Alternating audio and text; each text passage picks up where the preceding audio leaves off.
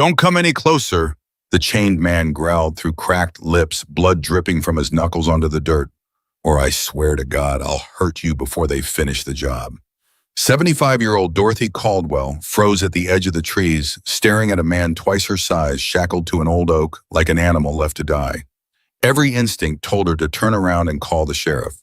Instead, she took one step closer. She had spent 40 years teaching children that no one was unreachable.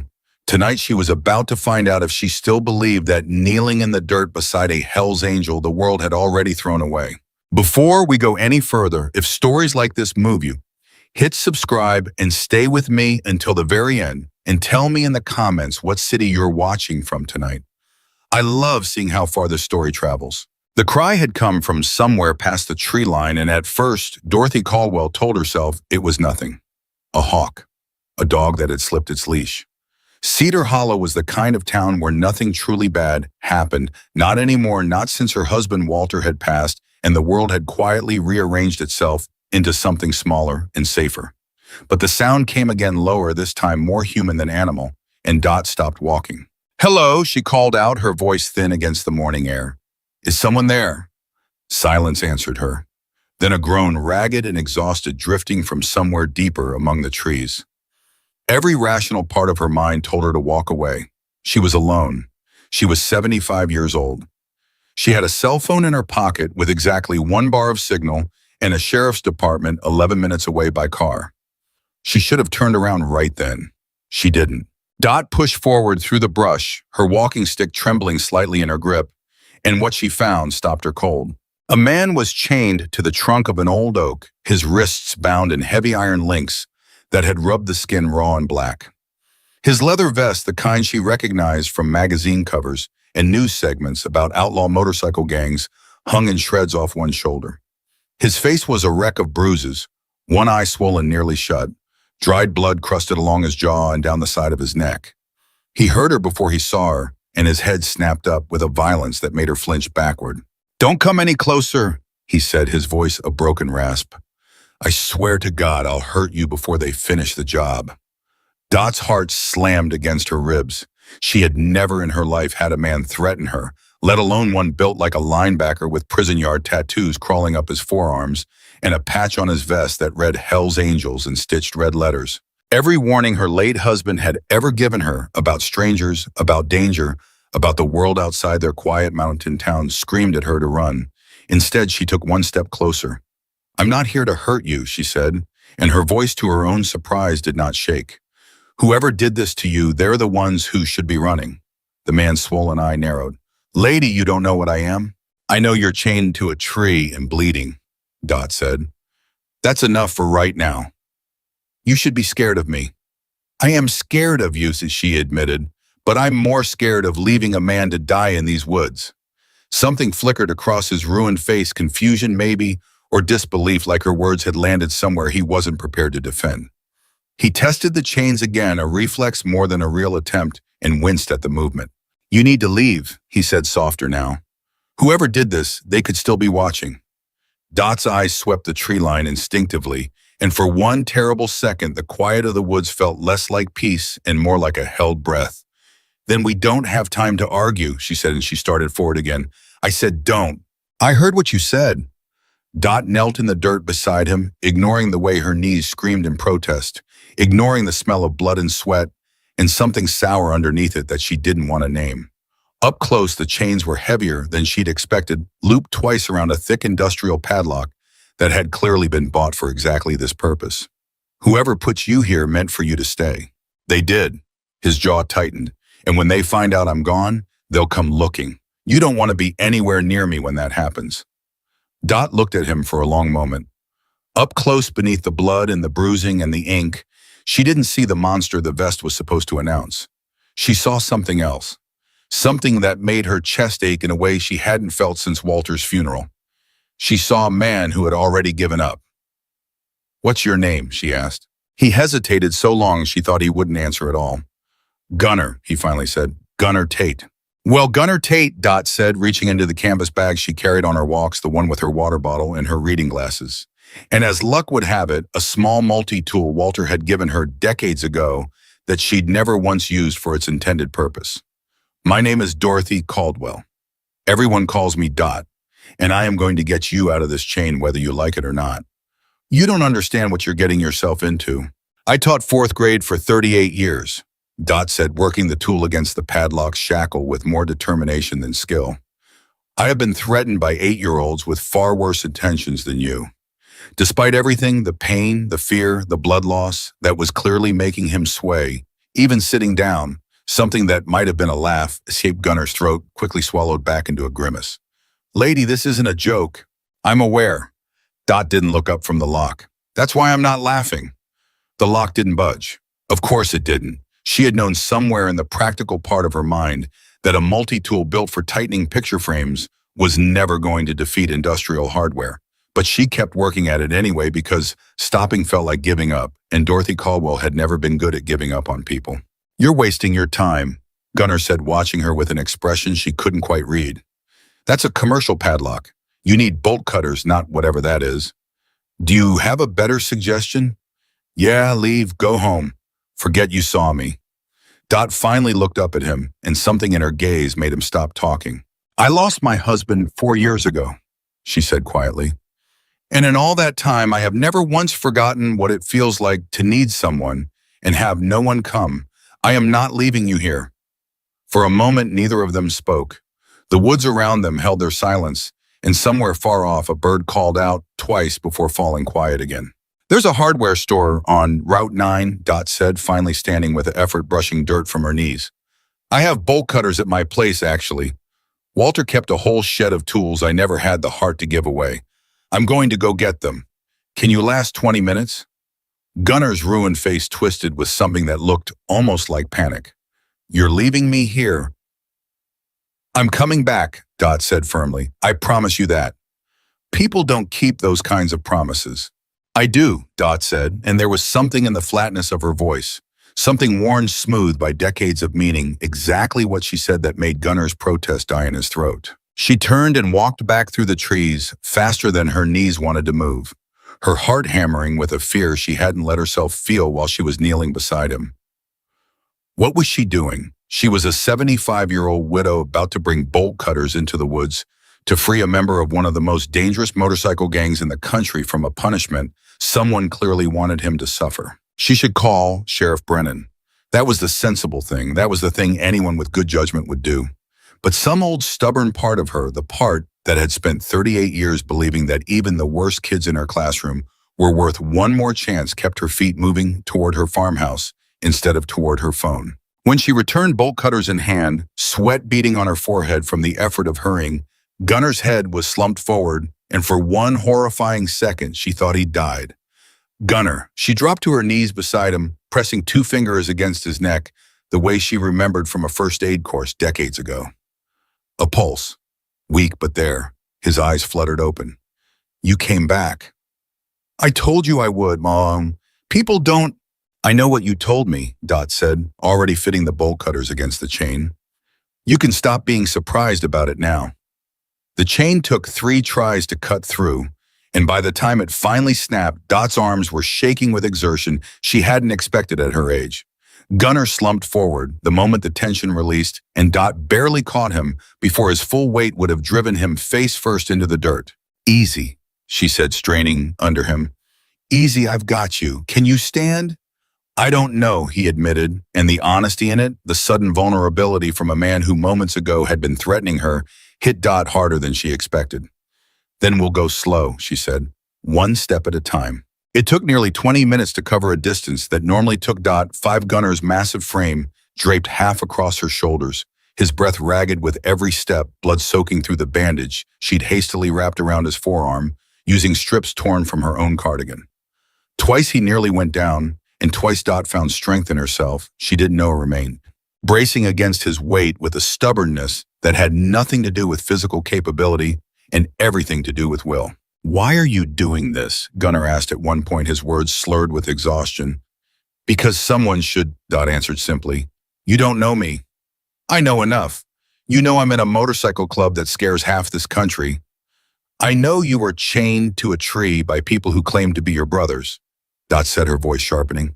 That tells me more about them than it does about you. Gunner didn't respond to that, but something in the way he leaned into her support shifted just slightly, like a wall settling half an inch. By the time they reached the farmhouse, Dot's arms felt like lead and her lungs burned with effort, but she got him through the door and onto the couch in her living room before her legs finally gave out and she had to sit down hard in Walter's old armchair, gasping. "You're going to give yourself a heart attack," Gunnar rasped, watching her catch her breath. "Worry about yourself," Dot shot back. "You're the one who looks like he lost a fight with a wood chipper." That earned another almost laugh, quickly swallowed. Dot pushed herself back to her feet before her body could talk her out of it and disappeared into the bathroom, returning with a first aid kit that had clearly been assembled for scraped knees and minor cuts, not the kind of damage laid out on her couch. "This isn't going to be enough," she muttered, surveying the split skin along his ribs, the deep bruising mottled purple and black across his torso, the raw chafing at his wrists where the chains had bitten deep. "It doesn't need to be enough," Gunnar said. "I'll be gone by tonight." Dot's hands paused over the antiseptic. "Excuse me. You heard me. I patch up, I disappear, and you forget any of this happened. You can barely sit upright." "Doesn't matter. It matters to me," Dot said, and something about the seal in her voice made Gunnar actually look at her, really look for the first time since she'd found him. "You are not walking out of my house in this condition. You don't understand what you're inviting into your life by helping me." "Then explain it to me." Gunnar was quiet for a long moment, his jaw working, old pain and older shame warring across his battered face. "The people who did this," he finally said, "they don't forgive. They don't forget. And when they find out I'm not dead in those woods, they will come looking. And if they find out someone helped me—" "Let them come," Dot said. Gunnar stared at her like she'd lost her mind. "Lady, you have no idea what you just said." "I have lived in this town for 50 years, Dot said, cleaning the gash along his ribs with hands that had gone steady again, despite the tremor of exhaustion still running through her. "I buried my husband here. I raised my daughter here. I am not going to be scared out of doing the right thing by a group of men who chain their own to trees." Gunnar flinched, not from the antiseptic burning against his wound, but from something else entirely. "They weren't always like that," he said quietly. Dot's hands stilled. "What do you mean?" But Gunnar's face had already closed like a door, the brief crack of vulnerability sealing back over into something guarded and distant. "Doesn't matter," he muttered. "Ancient history." Dot didn't push. Not yet, though. She filed the moment away, the way his voice had cracked slightly on the word, always the way his eyes had gone somewhere far off before snapping back to the present. There was more to this man than a leather vest and prison ink. She could feel it the way she'd once been able to feel which of her students were hiding a bad home behind a bad attitude. She finished dressing his wounds in silence, wrapping his ribs, cleaning the deep lacerations on his wrists where the chain had cut through skin during whatever struggle had led to this. By the time she finished, exhaustion had visibly overtaken him, his eyelids heavy, his breathing slower. "You should rest," Dot said, standing to fetch a blanket from the hall closet. "I can't stay here," he mumbled, but the protest had lost most of its force. "You can barely keep your eyes open." Dot. It was the first time he'd used her name, and something about hearing it in his rough voice made her pause. "If they find me here, they won't just hurt me. They'll hurt you too. Your family. Anyone connected to you." Dot draped the blanket over him anyway. "Then we'll deal with that if it comes. You don't even know why they did this to me." "No," Dot admitted. "I don't. But I know what I saw in those woods, and I know a man doesn't get chained to a tree by his own club for no reason at all. Whatever you did, whatever line you crossed with them, I have a feeling it wasn't the kind of thing that should have gotten you killed." Gunnar's eyes heavy with exhaustion and pain medications she dug out of Walter's old prescriptions found hers. "How do you know that?" "Because a man who didn't care wouldn't be so desperate to protect me from what's coming," Dot said simply. "Now sleep. We'll figure out the rest when you wake up." He didn't argue further. Whether from exhaustion or something else, his body finally surrendered, his breathing evening out into something closer to real sleep than the shallow guarded rest he'd likely been surviving on for who knew how long. Dot sat in Walter's armchair long after his eyes had closed, watching the rise and fall of a stranger's chest in her living room, and felt the full weight of what she had just done settle over her like a stone. She had brought a member of the Hells Angels into her home, a man whose own club had tried to kill him, A man who by his own warning could bring violence to her doorstep at any moment. And yet watching him sleep, seeing the way his brow furrowed, even in unconsciousness, like he was still bracing for a blow that hadn't landed in hours, Dot felt something she hadn't expected. Not fear, purpose. Gunnar woke sometime past midnight, and the sound that pulled him from sleep wasn't gentle. It was his own voice, ragged and desperate, shouting a name that wasn't Dot's into the darkness of the unfamiliar room.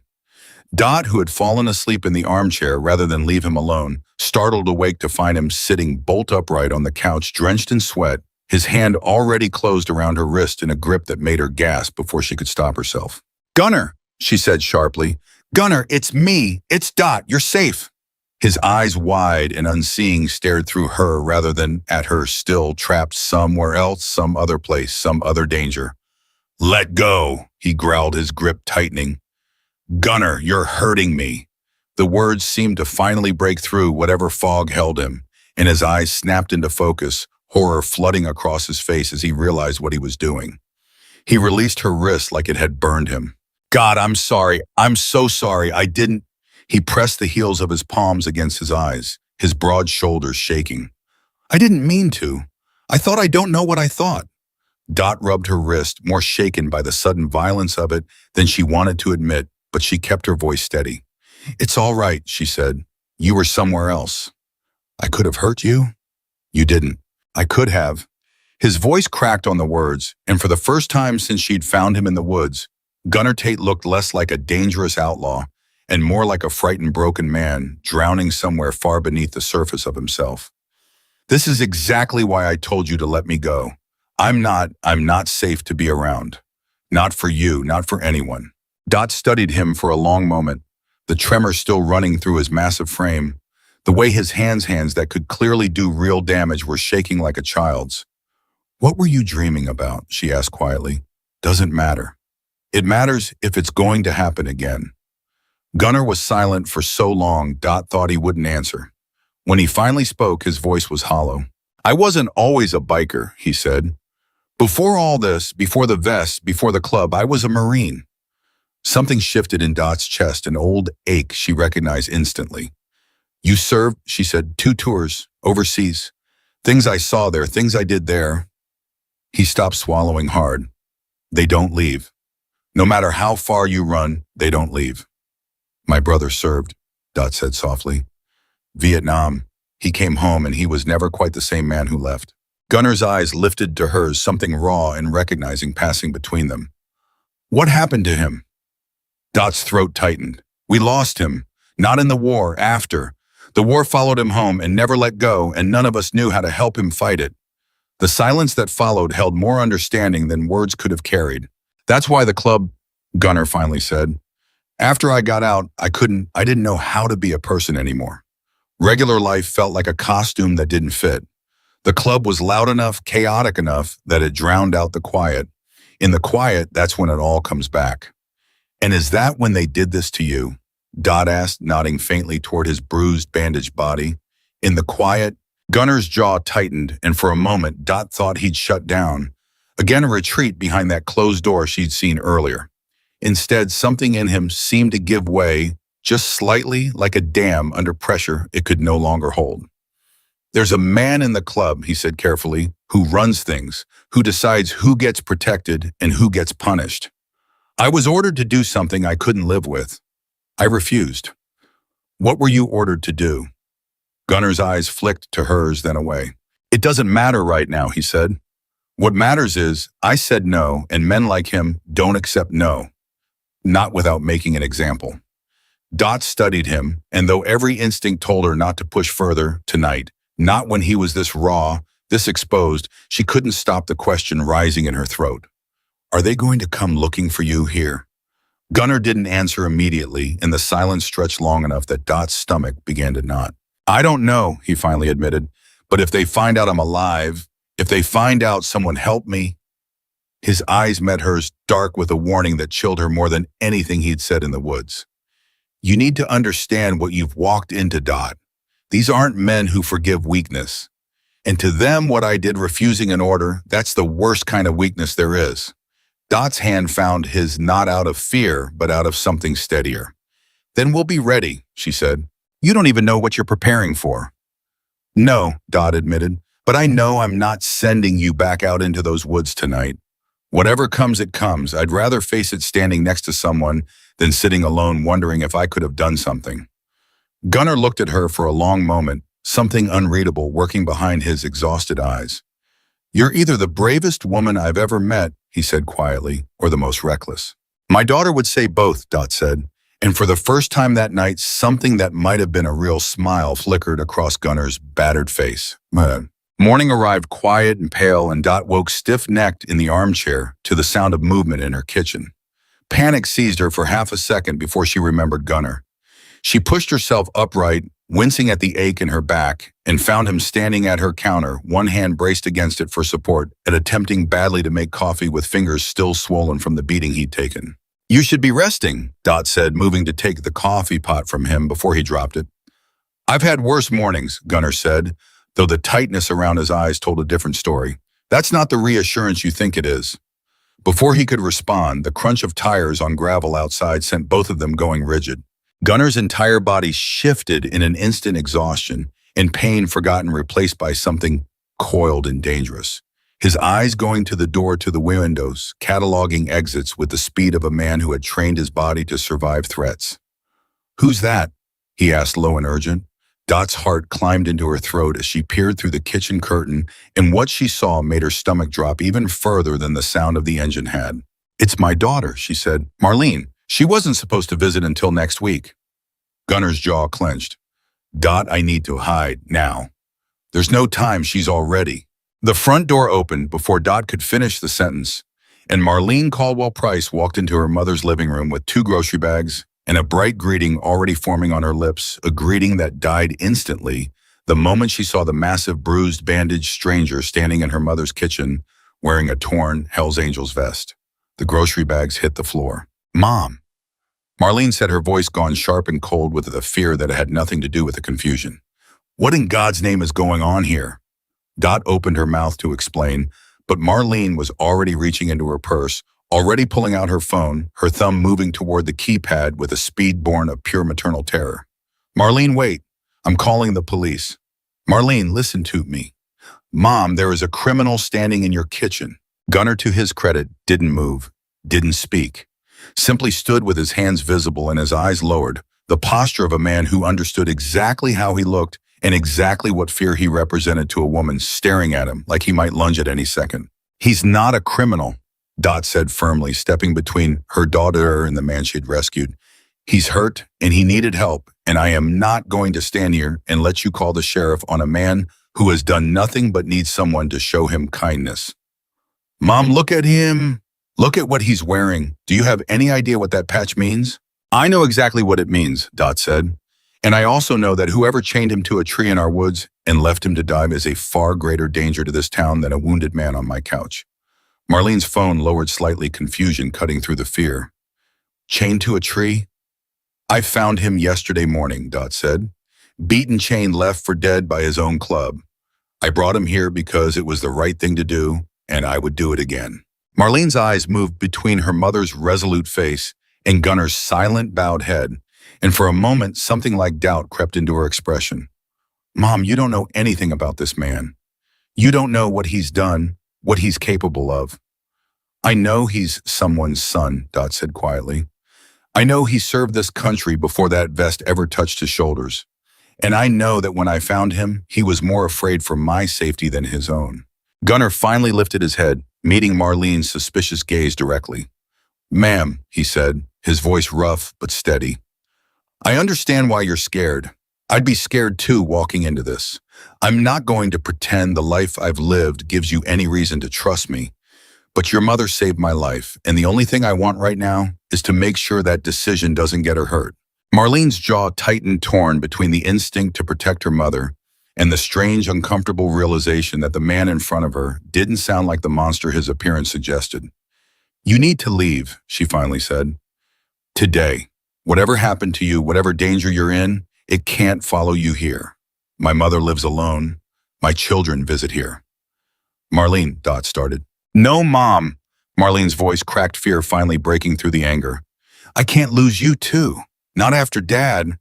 Not after Uncle Frank. The mention of her brother's name and name Dot hadn't spoken aloud in years. A wound that had never fully closed hit the room like a physical blow.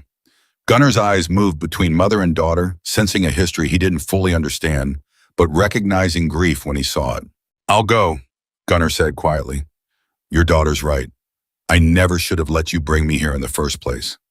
He straightened, wincing against the pain in his ribs already moving toward the door, despite the way his legs visibly trembled with the effort. Sit down, Dot said sharply. Dot, I said sit down. Her voice carried the same authority that had once silenced classrooms of unruly 10-year-olds, and to Marlene's visible shock, the massive tattooed biker actually obeyed, lowering himself back onto the couch with a grimace of pain. Dot turned to her daughter, her expression softening, but no less resolute. Marlene, I understand your fear. I do. But I am not the same woman who sat helpless while your uncle drowned in whatever war followed him home. I have a chance to help someone who is fighting the exact same battle, and I am not going to waste it because I'm scared of what people might think or say or assume. Tears welled in Marlene's eyes, an old grief mixing with present fear. Mom, this isn't the same thing. Isn't it? Dot's voice softened further. A man came home from war broken, and everyone around him was too afraid to get close enough to help. I lived through that once. I buried your uncle because of it.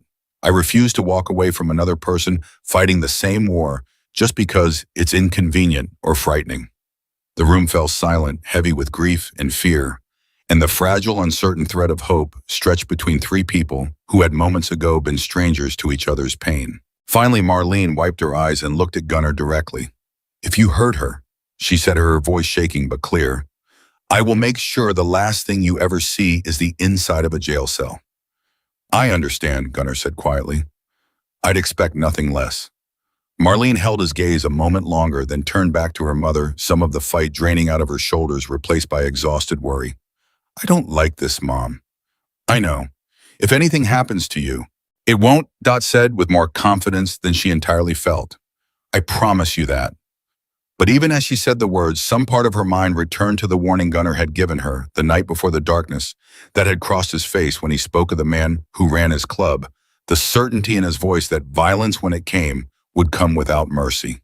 Marlene left an hour later, reluctant and unconvinced, but unwilling to fight her mother further, promising to call every day and extracting a promise in return that Dot would contact her immediately if anything felt wrong. When the sound of her car finally faded down the gravel drive, Dot sank into the armchair, suddenly aware of how badly her hands were shaking. That was either very brave, Gunner said from the couch, or very foolish. You already used that line last night, Dot said, managing a tired smile. It's still true. Dot's smile faded slightly, replaced by something more serious. Gunner, I need you to be honest with me. The man who did this to you, the one who runs your club, how dangerous is he, really? Gunner's expression darkened, old fear and older loyalty warring behind his eyes. His name is Slade, he finally said, the word coming out heavy like a confession. And he's the kind of dangerous that doesn't announce itself until it's already too late. Dot's stomach tightened at the name, at the weight with which Gunner spoke it, but before she could ask anything further, a new sound reached them both, the distant, unmistakable growl of motorcycle engines, still far off but drawing closer, cutting through the quiet morning air like a warning made real. Gunner went rigid, every trace of exhaustion burning away in an instant, replaced by pure focused alarm. Dot, he said low and urgent, already pushing himself to his feet despite his injuries, get away from the windows, now. The engines grew louder. And for the first time since she had knelt beside a chained, broken stranger in the quiet of her own woods, Dorothy Caldwell felt real fear settle into her bones, not for herself, but for the fragile, uncertain hope she had chosen to protect. The engines grew louder, and Dot's pulse pounded so hard she could feel it in her throat. Gunner, what do we do? Stay low. Stay away from the windows. He was already moving, positioning his body between her and the front door, despite the way every step clearly cost him his ribs, screaming with each shift of weight. If it's them, you tell them nothing. You didn't see me. You don't know me. You understand, I'm not going to lie and pretend, Dot. His voice cracked with an urgency that stopped her cold. Please, for once in your life, just listen to me. The engines rose to a peak, close now, close enough that the windows seemed to hum faintly with the vibration. And then they passed, The sound rolled by the front of the property and kept going, fading down the county road toward town, growing fainter with every second until the quiet of the farmhouse swallowed it whole again. Gunnar didn't relax. If anything, his shoulders drew tighter, his eyes fixed on the window like the danger might circle back at any moment. "That wasn't them," he finally said, though his voice carried no real relief. "How do you know?"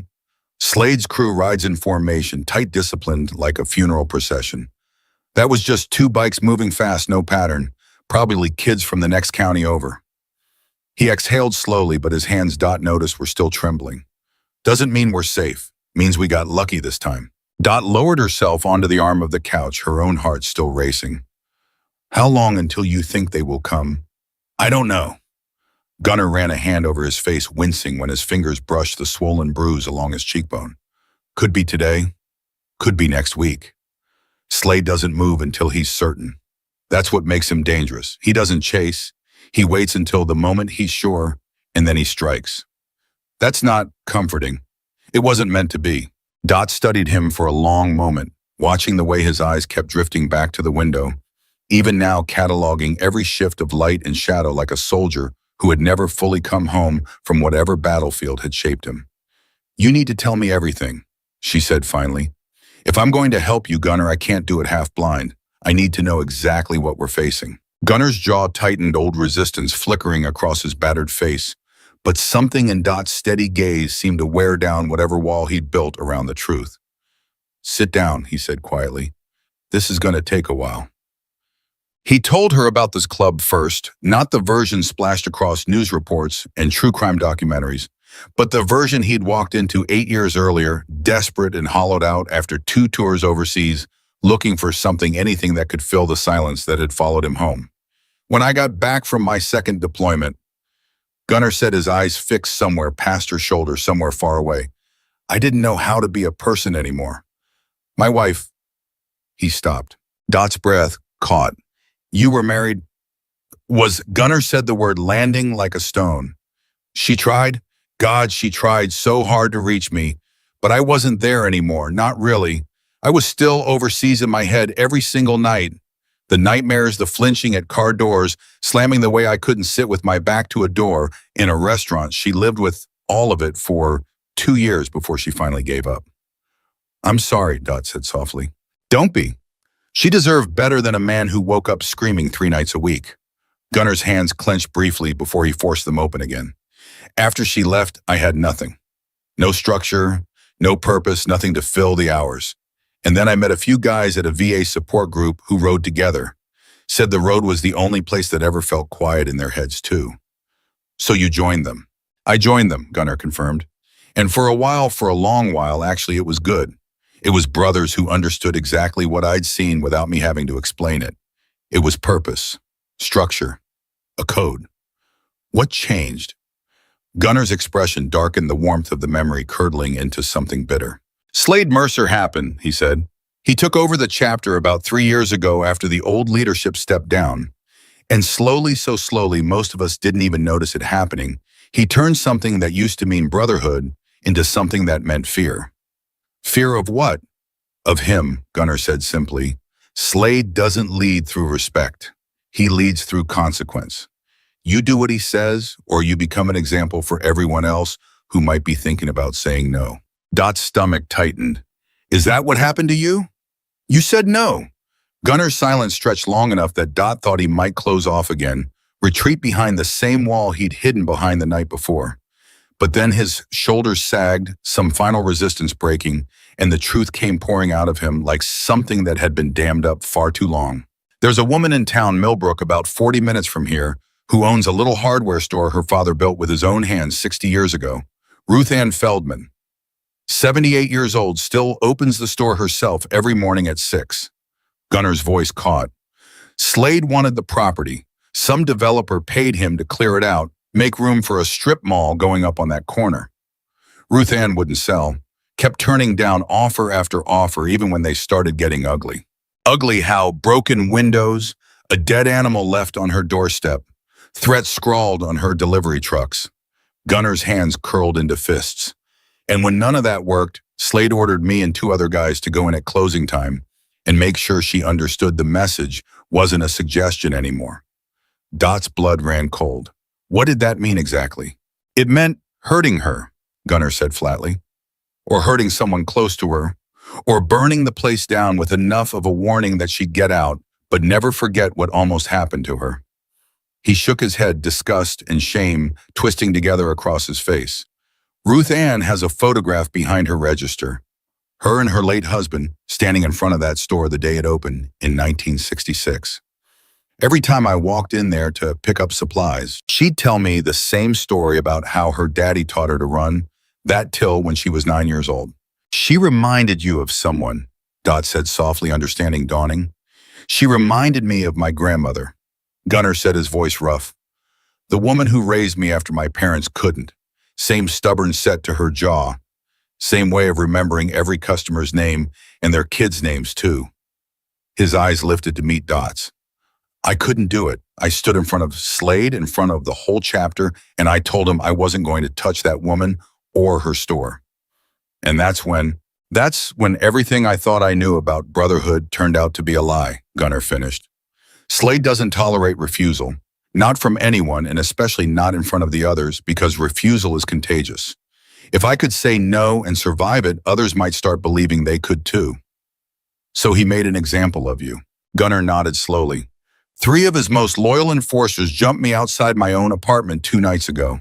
I didn't even see the first punch coming. By the time I understood what was happening, I was already in the back of a van, and the next thing I remember clearly is waking up chained to that tree with Slade standing over me, telling me I should consider myself lucky he was giving me a slow death instead of a quick one. The room fell silent, heavy with the weight of what he'd just confessed.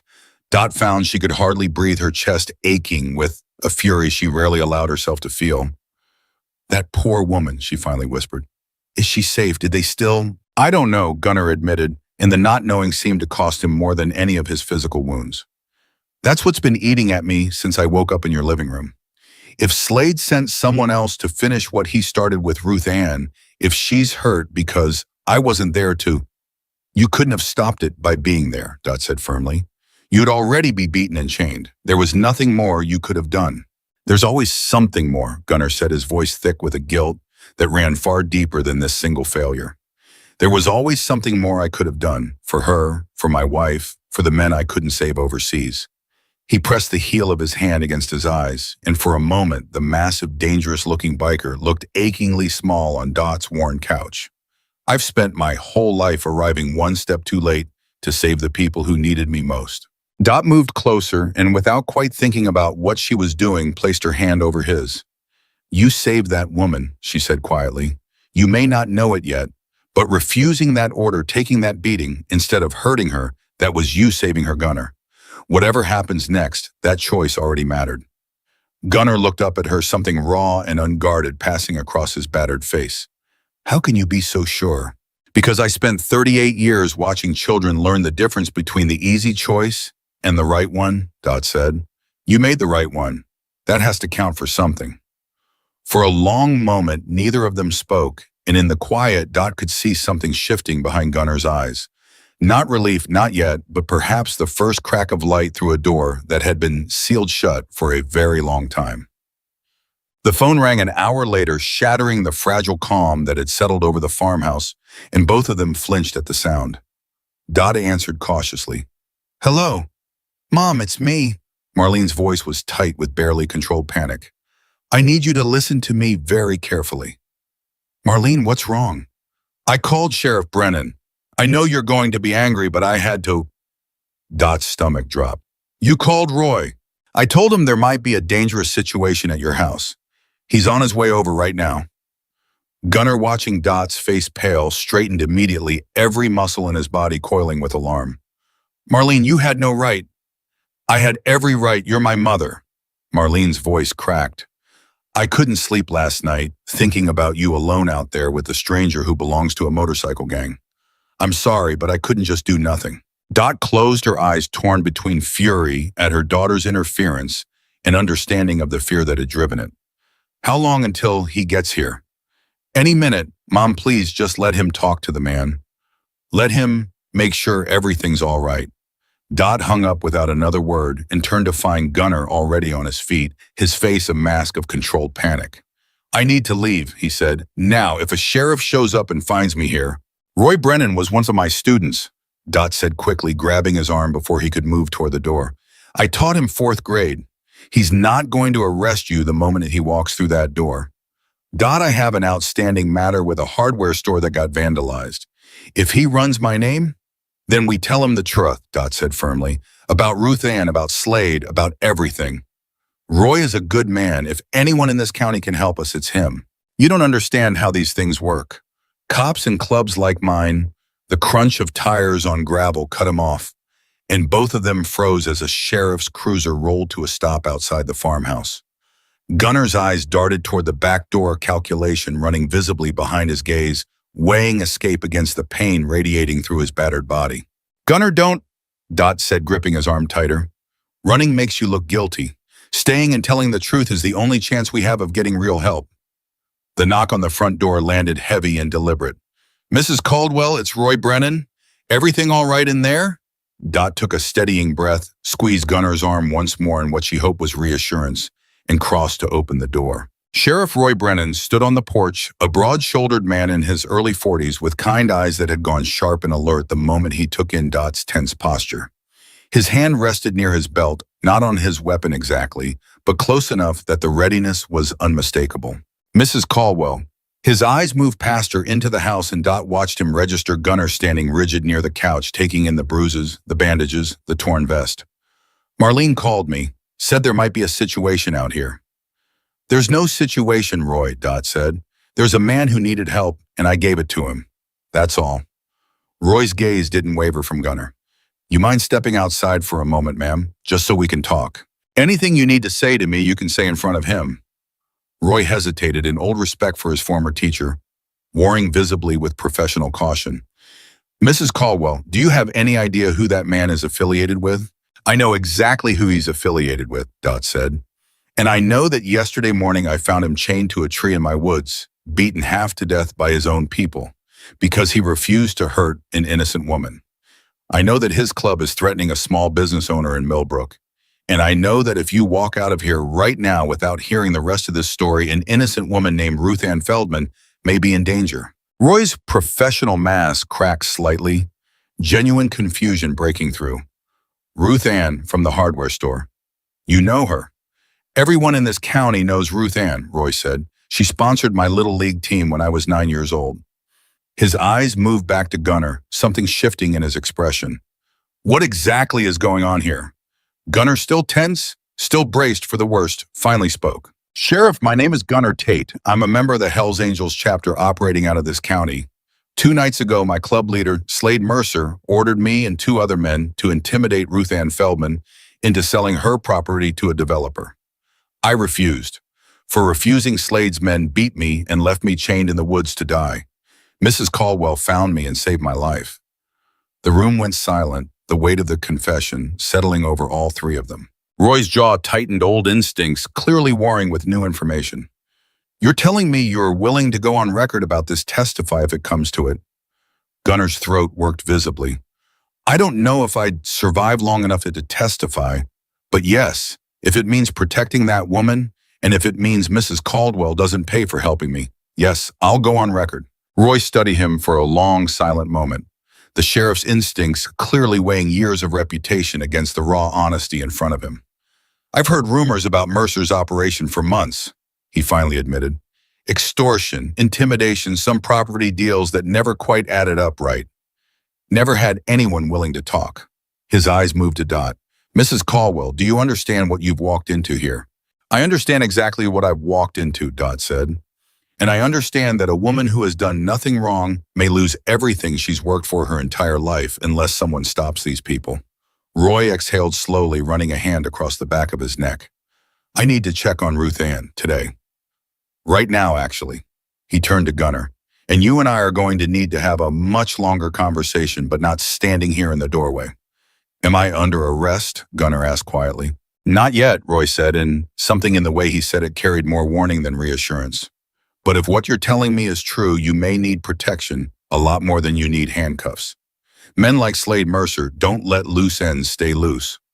The words hit the room like a physical blow, and Dot watched Gunner's face pale beneath the bruising. He's going to come after her. Gunner said more to himself than anyone else.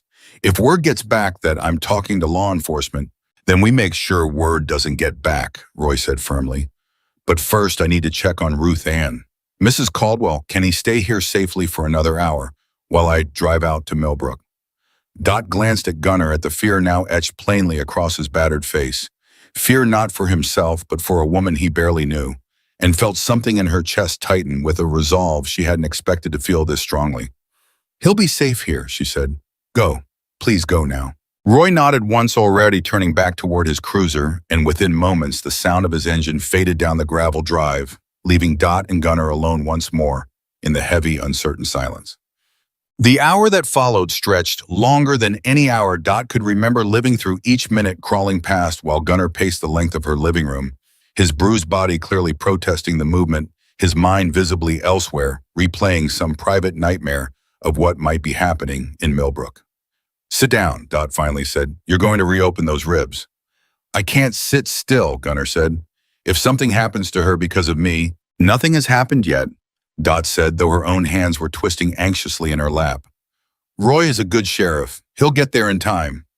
You don't know that? No, Dot admitted. I don't, but pacing a hole in my carpet isn't going to change what's already happening out there. Gunner finally lowered himself onto the couch, but his leg bounced with restless energy. His eyes fixed on the phone as though he could will it to ring sooner. Tell me about her, Dot said softly. Ruth Ann, what's she like? The question seemed to catch Gunner off guard, but slowly some of the tension in his shoulders eased as he spoke. She's stubborn, he said, a faint, unexpected warmth creeping into his voice.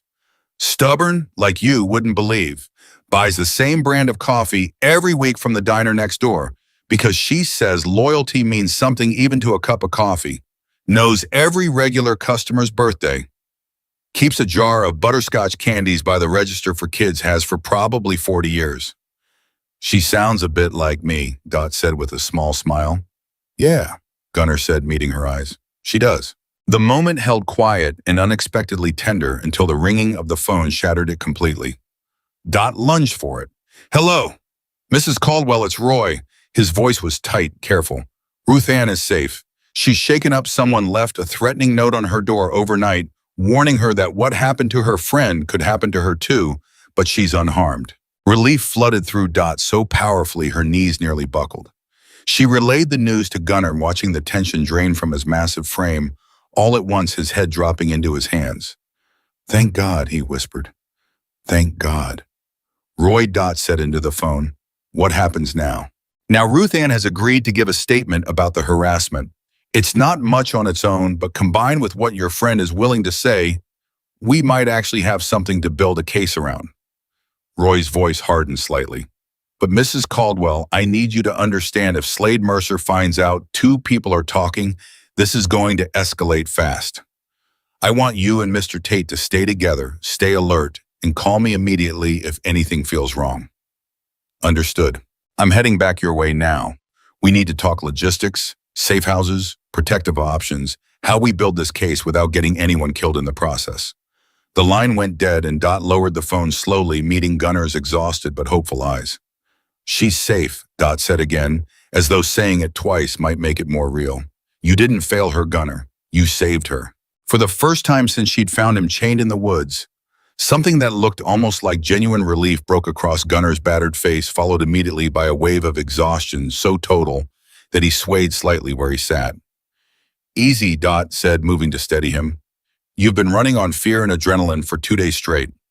Your body needs rest, real rest, not just the fitful kind. I don't think I remember how to rest without expecting an ambush, Gunner admitted quietly. Then we'll figure that out together, Dot said, one thing at a time. Roy returned within the hour, and what followed was a conversation that stretched late into the afternoon, careful and methodical, mapping out exactly how dangerous their next steps could become. Gunner recounted everything he knew about Slade's operation, the extortion schemes disguised as legitimate business deals, the properties acquired through intimidation, the network of corrupt permits and payoffs that had allowed Slade to expand his influence far beyond what most of the county realized. This is bigger than I thought, Roy admitted, running a hand over his tired face as the light outside began to shift toward evening. If even half of what you're telling me is accurate, Mercer's been running this operation for years without anyone connecting the dots. He's careful, Gunnar said. Nothing traces back to him directly. Every dirty job gets handled by someone lower in the chain.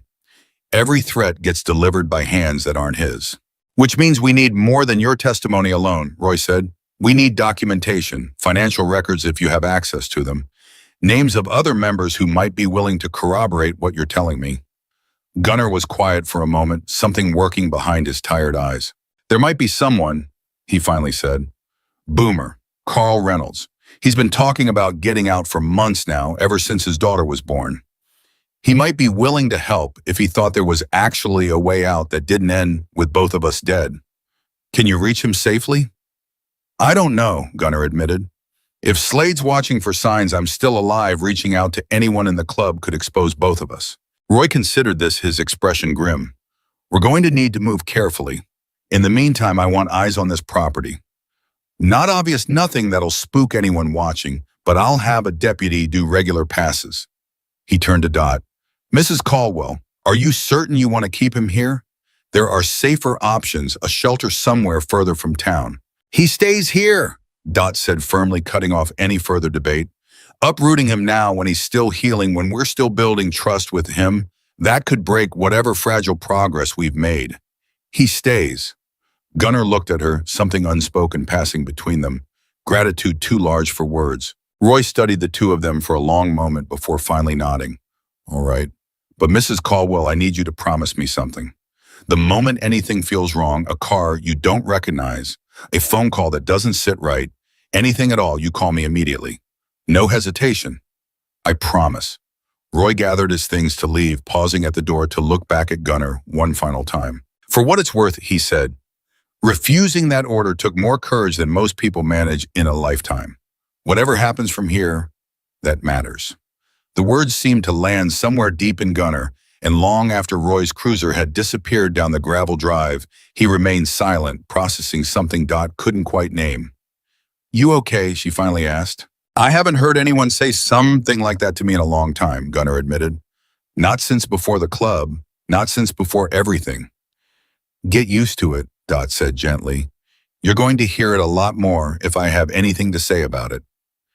That night, as Dot prepared a simple dinner in the kitchen, insisting Gunnar sit at the table despite his protest that he should be helping, the phone rang again, but this time the caller ID showed a number Dot didn't recognize. Gunnar's entire body went rigid instantly.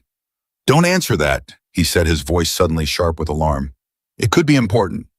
Dot, please.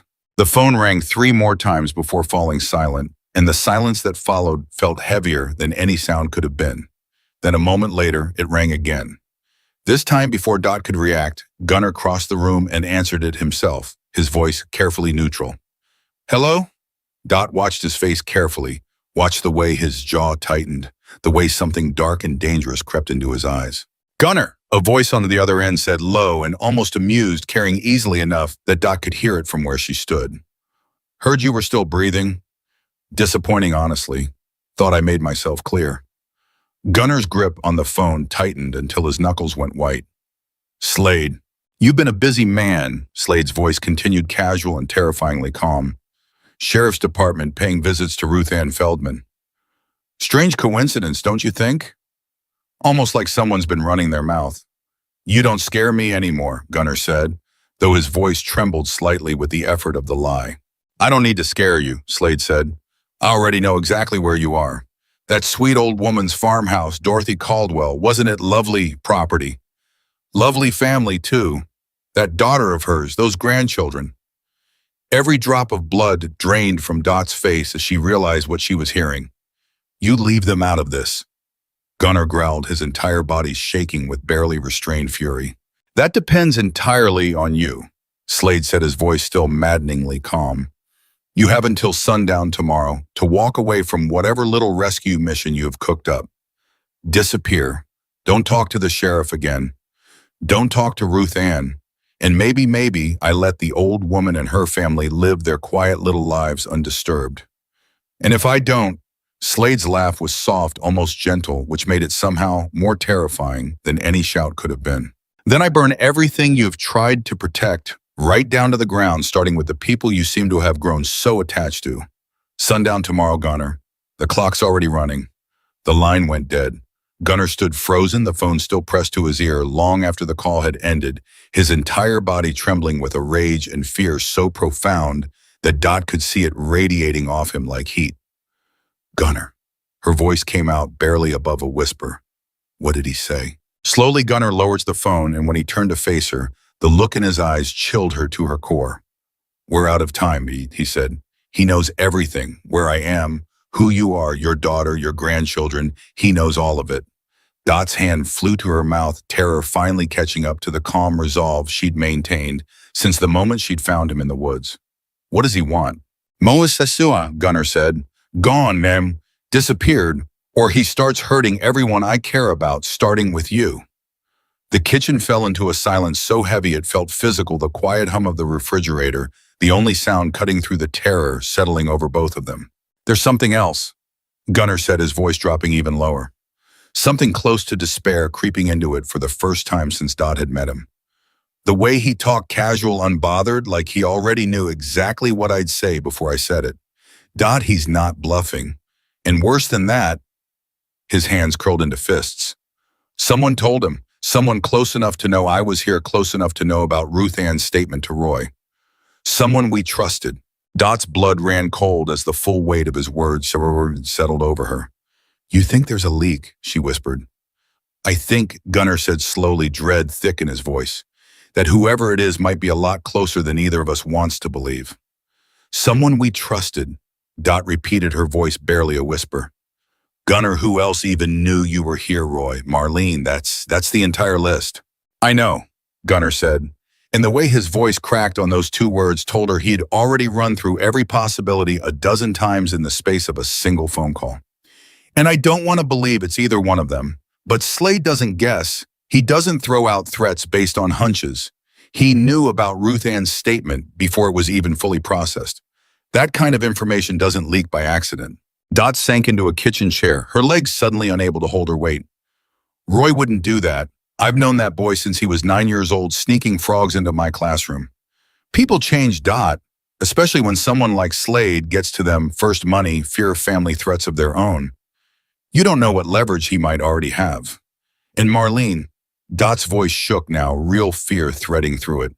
You think my own daughter? I don't think anything yet, Gunner said quickly, some of the harshness leaving his voice when he saw how badly the suggestion had wounded her.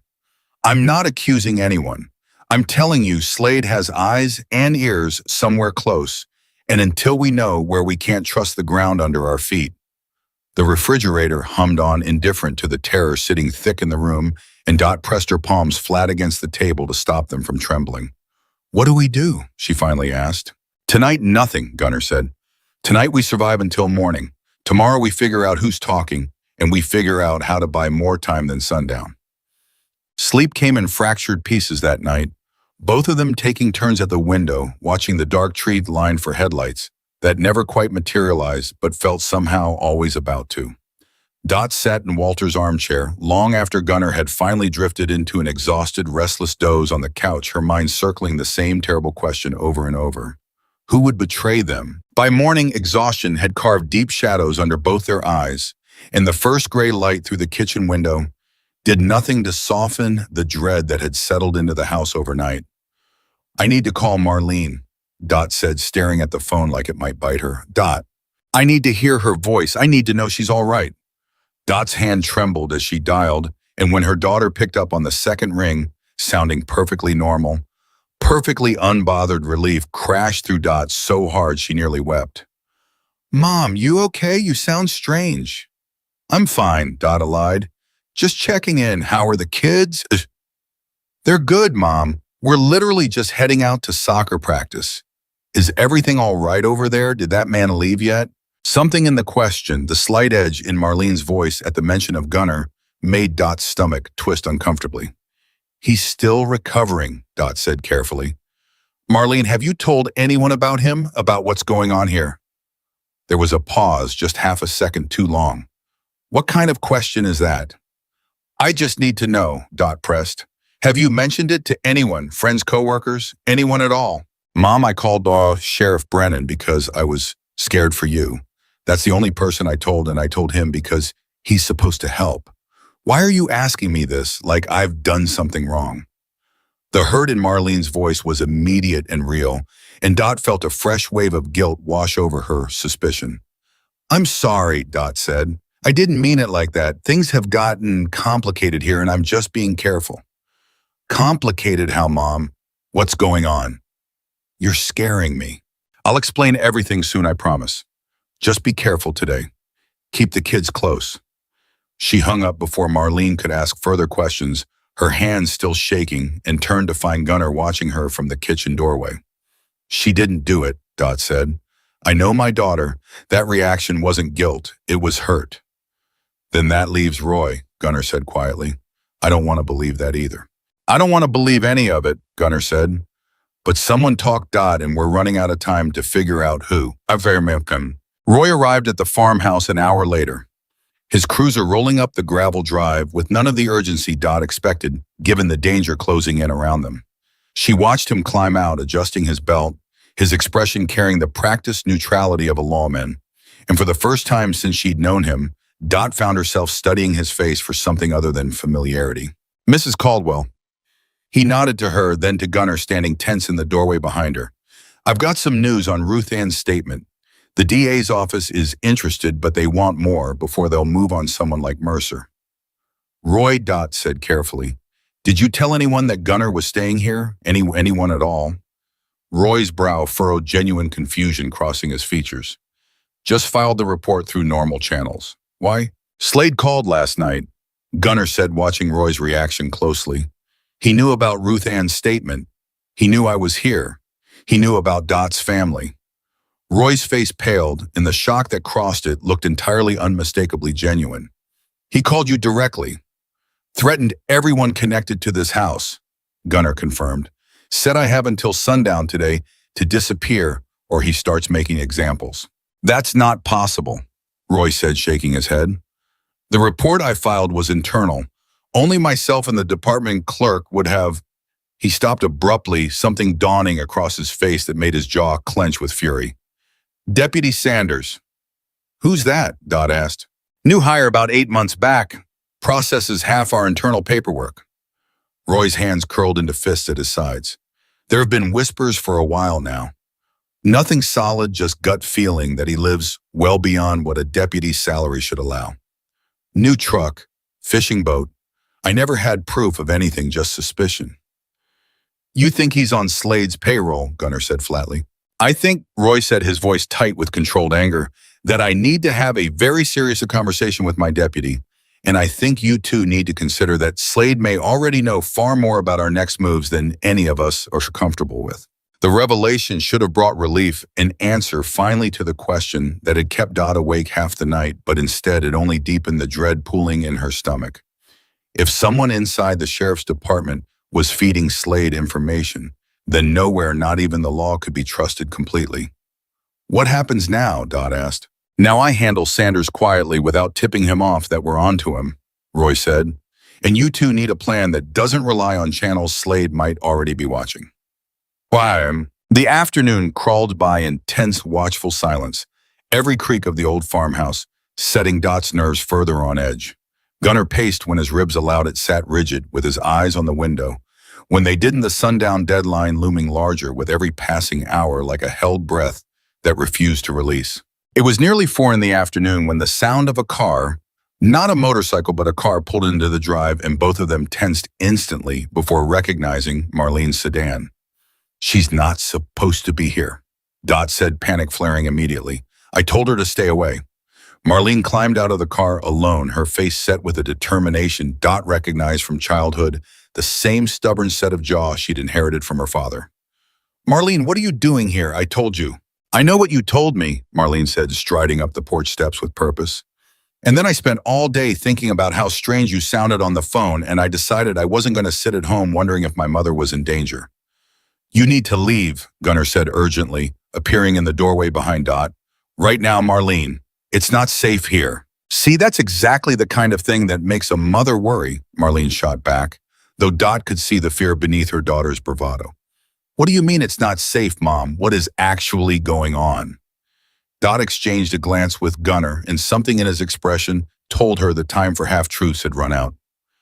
Come inside, Dot said heavily. You need to hear everything. So, Marlene sat rigid at the kitchen table as Dot and Gunnar laid out the full truth. Slade Mercer, the extortion scheme against Ruth Ann, the phone call, the threat against her own children, her face draining of color with every new revelation until she looked almost as pale as the bandages still wrapped around Gunnar's ribs. He knows about my kids, she whispered finally. This man, this criminal, knows where my children go to soccer practice. I don't know exactly what he knows, Gunnar said, guilt thick in his voice, but I have to assume the worst. Slade doesn't make threats he can't back up. Marlene's hands trembled as she pressed them flat against the table, and for a long moment she said nothing at all, simply staring at the wood grain like it might offer some answer the rest of them couldn't provide. I need to take the kids somewhere, she finally said, somewhere he can't find them. That's smart, Gunnar said immediately. Get them out of the county if you can. Stay with families somewhere far. Don't tell anyone where. And what about you two? Marlene's eyes lifted, moving between her mother and the man she'd wanted arrested only 2 days earlier. You're just going to sit here and wait for sundown? We're figuring that out, Dot said. Figuring it out isn't a plan, Mom. Marlene's voice cracked with a fear that had nothing to do with anger anymore. I was wrong about you, she said, turning to Gunnar with something raw and unguarded in her expression. I judged you the moment I saw that vest, and I'm sorry for that. But right now, I need you to understand something. If anything happens to my mother because of this, I will never forgive myself for not doing more to stop it before it started. Nothing is going to happen to her, Gunnar said, and the fierce protective certainty in his voice was unlike anything Dot had heard from him before. I promise you that. You can't promise that, Marlene said. Not against a man like this. No, Gunnar admitted, but I can promise I'll die before I let him touch her. The words landed heavy in the kitchen, and Marlene studied him for a long moment, something shifting behind her eyes, not full trust, not yet, but perhaps the beginning of it. Take the kids, Dot said softly. Go somewhere safe. I'll call you the moment there's any news. Marlene rose slowly, torn between duty to her children and reluctance to leave her mother in what was clearly becoming a war zone. She hugged Dot fiercely at the door, holding on longer than usual, and when she finally pulled back, her eyes were wet. Please be careful, Mom. I will. I mean it. I can't lose you. You won't, Dot said, though even she could hear the uncertainty threading through her own voice. Marlene's car disappeared down the gravel drive, just as the sun began its slow descent toward the tree line, and the sight of it, the visible, undeniable countdown towards sundown, sent a fresh wave of dread crashing through Dot's chest. How much time do we have? She asked. Gunnar checked his watch, his jaw tightening. Maybe 2 hours. The 2 hours that followed were the longest of Dot's life. Gunnar insisted on checking every window, every lock, every possible point of entry, his movements sharp and focused with the kind of tactical awareness that spoke to years of training she could only guess at. Dot found herself following his lead, pulling curtains, double-checking the deadbolt on the back door, her heart hammering with every small sound the old farmhouse made, settling into the coming evening. If they come, Gunnar said, checking the shotgun he'd found in Walter's old gun cabinet with Dot's reluctant permission. You stay in the back bedroom, lock the door, don't come out no matter what you hear. I'm not going to hide while you face them alone. Dot, please. I can't protect you and worry about you making yourself a target at the same time. I found you chained in those woods, Dot said, her voice steadier than she felt. I am not going to hide in a bedroom while you face whatever's coming for both of us. Gunnar turned to look at her, something fierce and exasperated, and underneath it all, deeply moved, crossing his battered face. You are the single most stubborn woman I have ever met. I've been told that before, Dot said, usually by Walter. Despite everything, despite the fear coiling tight in both their chests, something that might have been a real smile passed between them, brief, fragile, but real. Then the sound of engines, distant but unmistakable, reached them both, and every trace of warmth vanished instantly from the room. That's them, Gunnar said, his entire body going rigid. Dot, get to the back. No. Dot. I said no. She met his eyes, terror and resolve fighting for control of her expression. Whatever happens, we face it together. I've spent 75 years being told what a woman my age should and shouldn't do, and I am done listening to that voice. If Slade Mercer wants to threaten an old woman in her own home, he can look me in the eye while he does it. The engines grew louder, closer, and through the front window, headlights began cutting through the gathering dusk. Not two bikes this time, but a formation, disciplined and deliberate, exactly as Gunnar had described Slade's crew riding. 6 motorcycles rolled to a stop at the edge of Dot's property, engines idling with a low, menacing growl that seemed to vibrate through the very foundation of the farmhouse. That's him, Gunnar said quietly, watching through the gap in the curtains. That's Slade. A man dismounted from the lead bike, tall and broad-shouldered, moving with the unhurried confidence of someone who had never once doubted his own power. Even from a distance, even through the thin barrier of curtain and glass, Dot could feel the cold calculation radiating off him. Gunnar Tate, Slade called out, his voice carrying easily across the yard, casual as a man greeting an old friend at a barbecue. You didn't take my advice. Gunnar's hand tightened around the shotgun. Stay behind me, he told Dot. And this time, though every fiber of her being rebelled against it, she stayed close but let him move toward the door first. Slade's men fanned out slowly behind him. 5 figures silhouetted against the dying light, their postures relaxed but their hands hovering near belts and jackets in ways that promised violence could erupt in an instant. Come on out here, Gunnar, Slade called again. Let's talk like men, not hide behind an old woman's curtains. Gunnar glanced back at Dot, something unspoken passing between them. And then he opened the front door and stepped out onto the porch, his massive frame filling the doorway, putting himself directly between whatever was coming and the house behind him. Dot, against every warning he'd given her, followed 2 steps behind. Well, Slade said, his eyes flicking to Dot with an appraising, unsettling calm. Dorothy Caldwell, I've heard so much about you these past few days. The woman who saved a dead man walking. Get off my property, Dot said, her voice carrying more steel than she felt. Slade's lips curved into something that mimicked a smile without touching his eyes. Feisty, I can see why he likes you. His gaze shifted back to Gunnar. You had a choice, brother, a simple one. Disappear and everyone gets to keep living their quiet little lives. Instead, you went running to the sheriff, got that hardware store owner talking, got everyone stirred up. He shook his head slowly, almost sorrowfully. You've made this so much more complicated than it needed to be. Leave them alone, Slade, Gunnar said, his voice low and dangerous. This is between you and me. It always was. See, that's where you aren't wrong. Slade reached into his jacket, and every muscle in Gunnar's body coiled tight, ready to move. But instead of a weapon, Slade withdrew a small stack of photographs, holding them up so the fading light caught their glossy surfaces. This is between all of us now, because you decided to make it that way. He tossed the photographs toward the porch steps, and Dot's blood turned to ice as she saw what they depicted: Marlene's car outside her own house, Marlene's children at soccer practice, a photograph of Marlene herself unaware walking to her car in a grocery store parking lot. You've had eyes on my daughter, Dot said, horror creeping into her voice despite every effort to remain steady. I've had eyes on everyone connected to this little rescue mission of yours, Slade said calmly. Because that's what happens when you make problems for me, Dorothy. I make sure everyone understands exactly how far the consequences can reach. Gunnar's entire body shook with barely contained fury. You touch her family and I swear to God. You'll what? Slade's voice remained maddeningly calm, almost bored. You're one man with a busted rib cage standing on an old woman's porch. What exactly do you think you're capable of doing to stop me? He's not alone, Dot said, stepping forward, despite Gunnar's hand reaching instinctively to hold her back. Slade's eyes moved to her, something almost amused flickering behind his cold gaze. Is that right? And who exactly is standing with you? The sheriff, whose deputy already reports to me? Your daughter, who's currently running scared with her children? Or is it just you, old woman, standing on a porch with a man who couldn't even save himself from a simple chain? The words were meant to wound, meant to strip away whatever fragile courage had brought Dot this far, and for one terrible second she felt the full weight of exactly how outmatched they truly were. Then she thought of Ruth Ann, 78 years old and still refusing to sell.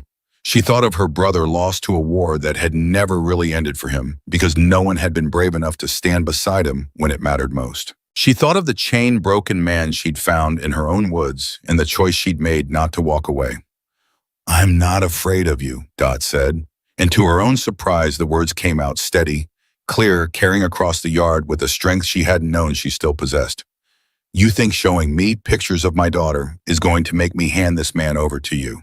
You have badly misjudged who you're dealing with. Slade's amused expression flickered just slightly genuine surprise, crossing his face for the first time. You should be terrified right now, he said. I am terrified, Dot said, but I have buried a husband and I have buried a brother who came home from war, broken and alone because everyone around him was too afraid to stand close enough to help.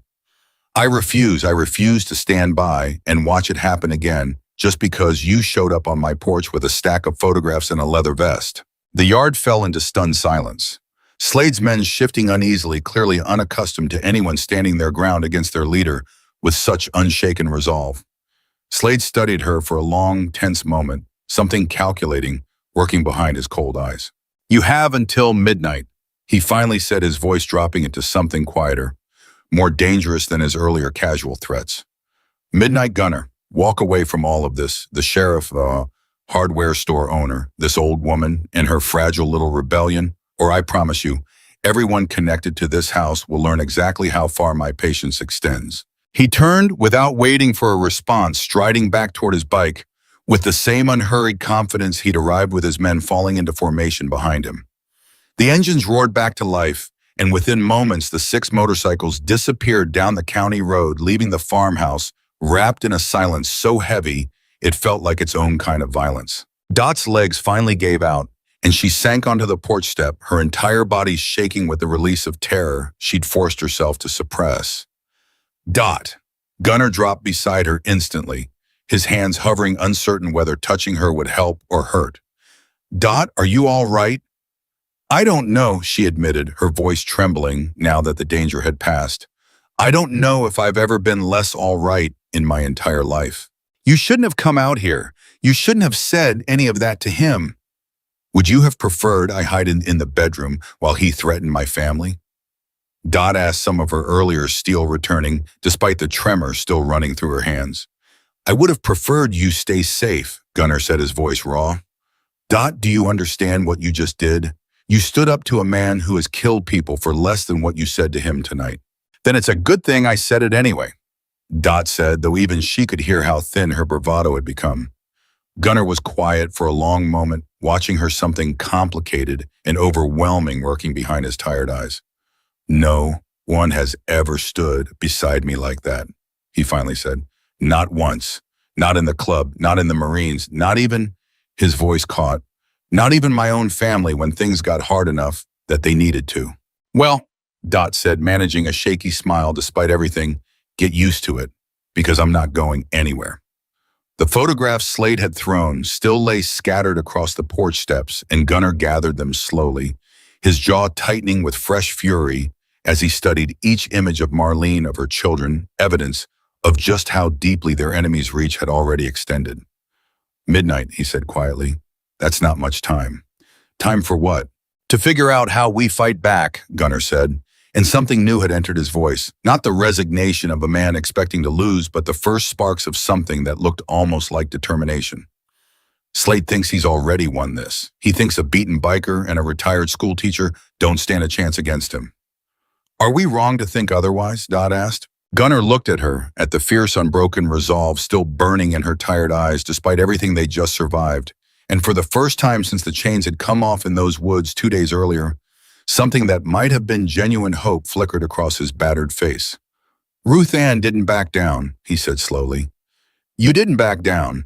Maybe it's time Slade Mercer finally learns that not everyone can be broken by fear. Inside the farmhouse, the phone began to ring again, sharp and sudden in the fading evening light, and both of them turned toward the sound with hearts still hammering from everything that had just unfolded on the porch, uncertain in that fractured moment whether it carried more danger or the first real chance they'd had to fight back. Gunner reached the phone before it could ring a third time, his whole body braced for Slade's voice again, but instead a different voice came through, rougher, hesitant, laced with something that sounded almost like fear. Gunner, man, is that you? Gunner's shoulders sagged with something between relief and renewed tension. Boomer. Jesus, man, I heard you were dead. I heard Slade. Boomer's voice cracked, dropping lower like he was checking over his shoulder even through the phone line. I heard what happened. I didn't believe it until now hearing your voice. I'm alive, Gunnar said. Barely. Boomer, I need to know, can I trust you right now? A long pause stretched across the line, heavy enough that Dot, standing close enough to hear both sides of the conversation, felt her stomach tighten.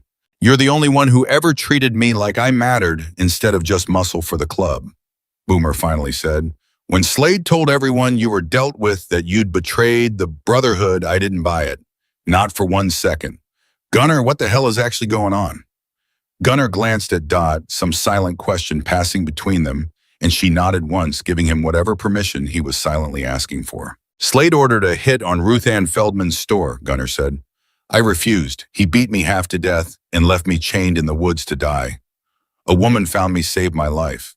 Now Slade's threatening her family too, trying to force me back into silence.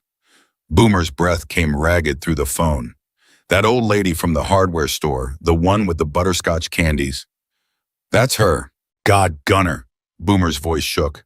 I've been driving supply runs for that woman's harassment campaign for 2 months and telling myself it was just business, just following orders. I didn't want to believe it had gotten this bad. It's gotten worse than bad, Gunnar said. Boomer, I need your help. I need someone inside who's willing to talk about what Slade's really building. The extortion, the property deals, the money trail. Are you willing to do that? The silence this time stretched even longer, and Dot found herself holding her breath, watching Gunnar's face for any sign of how this conversation might end. My daughter's 4 months old, Boomer finally said, his voice thick with something that sounded dangerously close to tears. I keep telling myself, I'll get out once things settle down, once I've saved enough, once there's always a once. But she's going to grow up and ask me someday what kind of man her father was. I don't want the answer to be someone who stood by while an old woman got terrorized for refusing to sell her family's store. Is that a yes? That's a yes, Boomer said, steadying himself. But Gunnar, if Slade finds out I'm talking my daughter Sarah, my wife, they won't be safe either. Then we move carefully, Gunnar said. Tonight, can you get free without anyone noticing? I can try. There's a supply run scheduled for tomorrow morning. Gives me an excuse to be on the road. I'll find a way to slip away, meet you somewhere Slade wouldn't think to look. They arranged details in low, careful voices, and by the time Gunnar finally hung up the phone, something had shifted in the room. Not relief exactly, the danger was far from over. But the first real crack of possibility in what had felt only hours earlier, like an impossible fight against overwhelming odds. He's willing to talk, Gunnar said, turning to Dot with something almost like hope flickering behind his exhausted eyes. If Boomer corroborates what I've told Roy, if he can point to specific financial records, specific properties Slade's forced people to sell, it could be enough to build a real case, Dot finished. It could be enough to end this, Gunnar said. Actually end it. Not just survive Slade's threats one night at a time, but bring the entire operation down. Dot felt something loosen in her chest for the first time since Slade's motorcycles had rolled into her yard, a fragile thread of hope she almost didn't trust herself to hold on to. Then we call Roy, she said, right now, before midnight.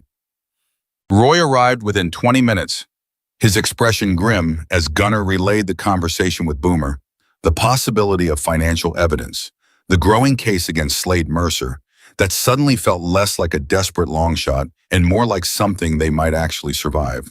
I still need to deal with Sanders, Roy said, pacing the length of Dot's kitchen. If he's feeding information to Slade, I can't risk him overhearing anything about Boomer's cooperation. I'm reassigning him tomorrow morning some pretext about a training seminar out of county just to get him away from anything sensitive until I can build a case against him too. And Ruth Ann, Dot asked, is she safe tonight? I've got a deputy parked outside her place, someone I trust completely, Roy confirmed. She's shaken, but she's safe. Gunnar's leg bounced restlessly under the table, adrenaline and exhaustion warring visibly across his battered features. Slade gave us until midnight. What happens when that deadline passes and I'm still here, still talking? Roy's jaw tightened. Then we need to be ready for him to escalate. I can request backup from the state police, but that takes time to authorize, and Mercer's smart enough to stay just on the right side of anything that would justify an immediate raid. So we're on our own tonight, Gunnar said flatly.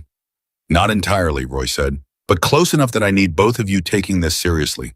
No unnecessary risks, no confrontations. Dot thought of the fierce resolve that had carried her through facing Slade on her own porch just hours earlier and said nothing, though the look Gunnar gave her told her he was thinking the exact same thing.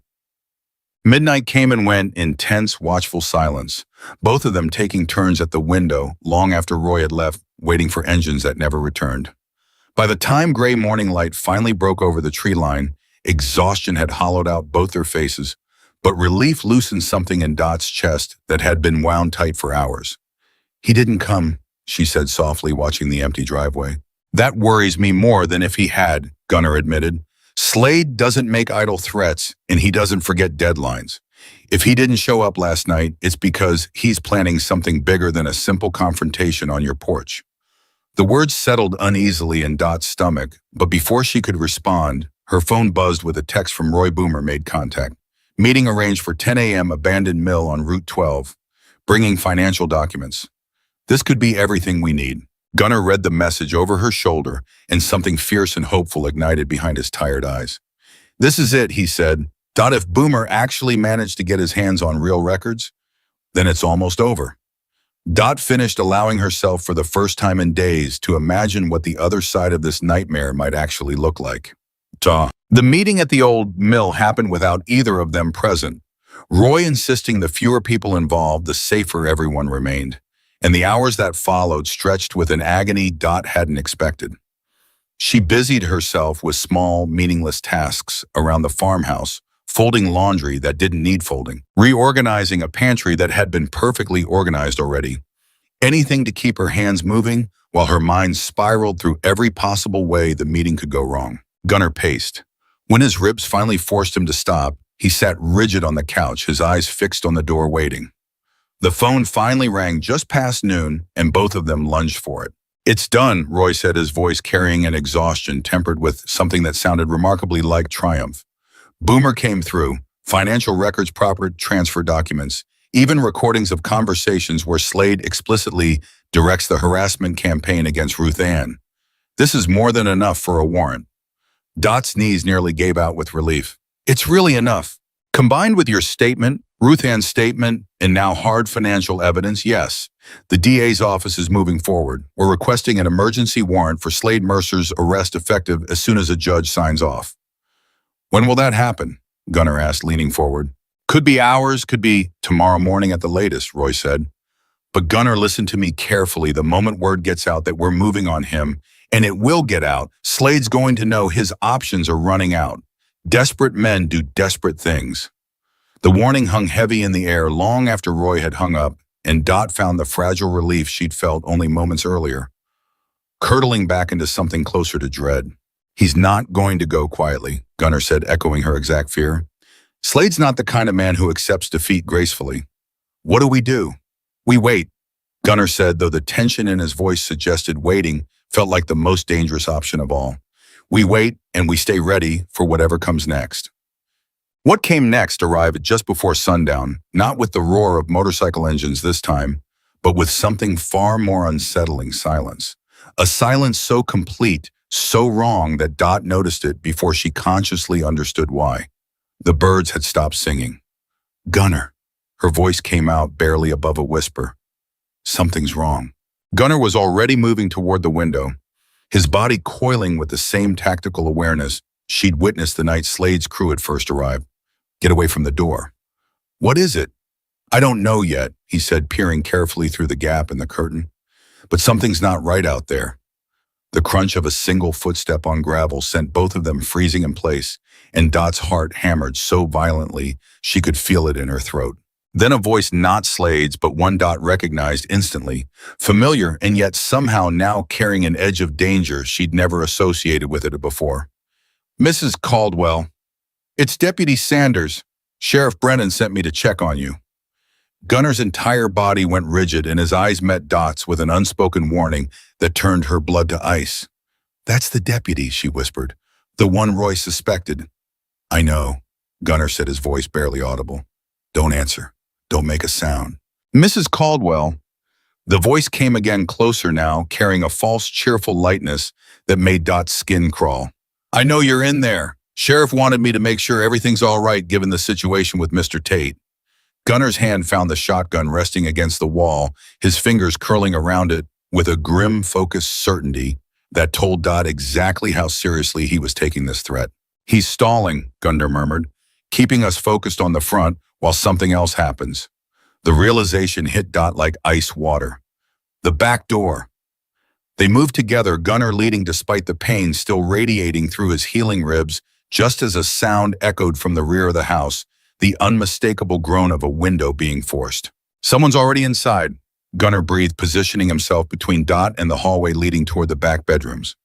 Dot, listen to me. Whatever happens next, you run for Roy's cruiser record on your phone, you hit that panic contact, and you do not stop moving until you're safe. I'm not leaving you. Dot, please. His voice cracked with a desperation that silenced her protest instantly. I have already lost too many people I couldn't save. I am not losing you too. Before either of them could move further, the hallway door burst open and a man Dot had never seen before stepped through, tall and heavily built, a tactical knife glinting in his hand, his eyes cold and utterly without hesitation. Tate, the man said, his voice flat, professional, utterly without the theatrical menace Slade had carried. Boss wants a message delivered personally. Gunner moved instantly, positioning his entire body between the intruder and Dot, the shotgun raised with a steadiness that belied the exhaustion and injury still marking his frame. Take one more step, Gunner said, his voice dropping into something dangerous and unfamiliar, and I promise you this ends very differently than whatever Slade told you to expect. The intruder's eyes flicked briefly to the shotgun calculation running behind his cold gaze, weighing the odds with the detachment of a man for whom violence was simply business. Boss said you wouldn't have the stomach for it, the man said, almost conversational. Said you went soft the moment you started playing hero for some old lady. Your boss doesn't know the first thing about what I'm capable of when the people I care about are in danger, Gunner said. The standoff stretched, tension coiling tighter with every passing second. And Dot, frozen behind Gunner's protective stance, felt the full weight of how close everything had come to catastrophe. Then faintly sirens. The intruder's head turned slightly at the sound, calculations shifting into something more urgent. Deputy Sanders was supposed to have more time, he muttered, more to himself than to either of them. Looks like your inside man isn't as reliable as your boss thought, Gunner said, and something in his voice carried the first real edge of triumph Dot had heard from him since this nightmare began. The intruder hesitated one final moment, weighing his options as the sirens grew louder, closer unmistakably, heading toward the farmhouse.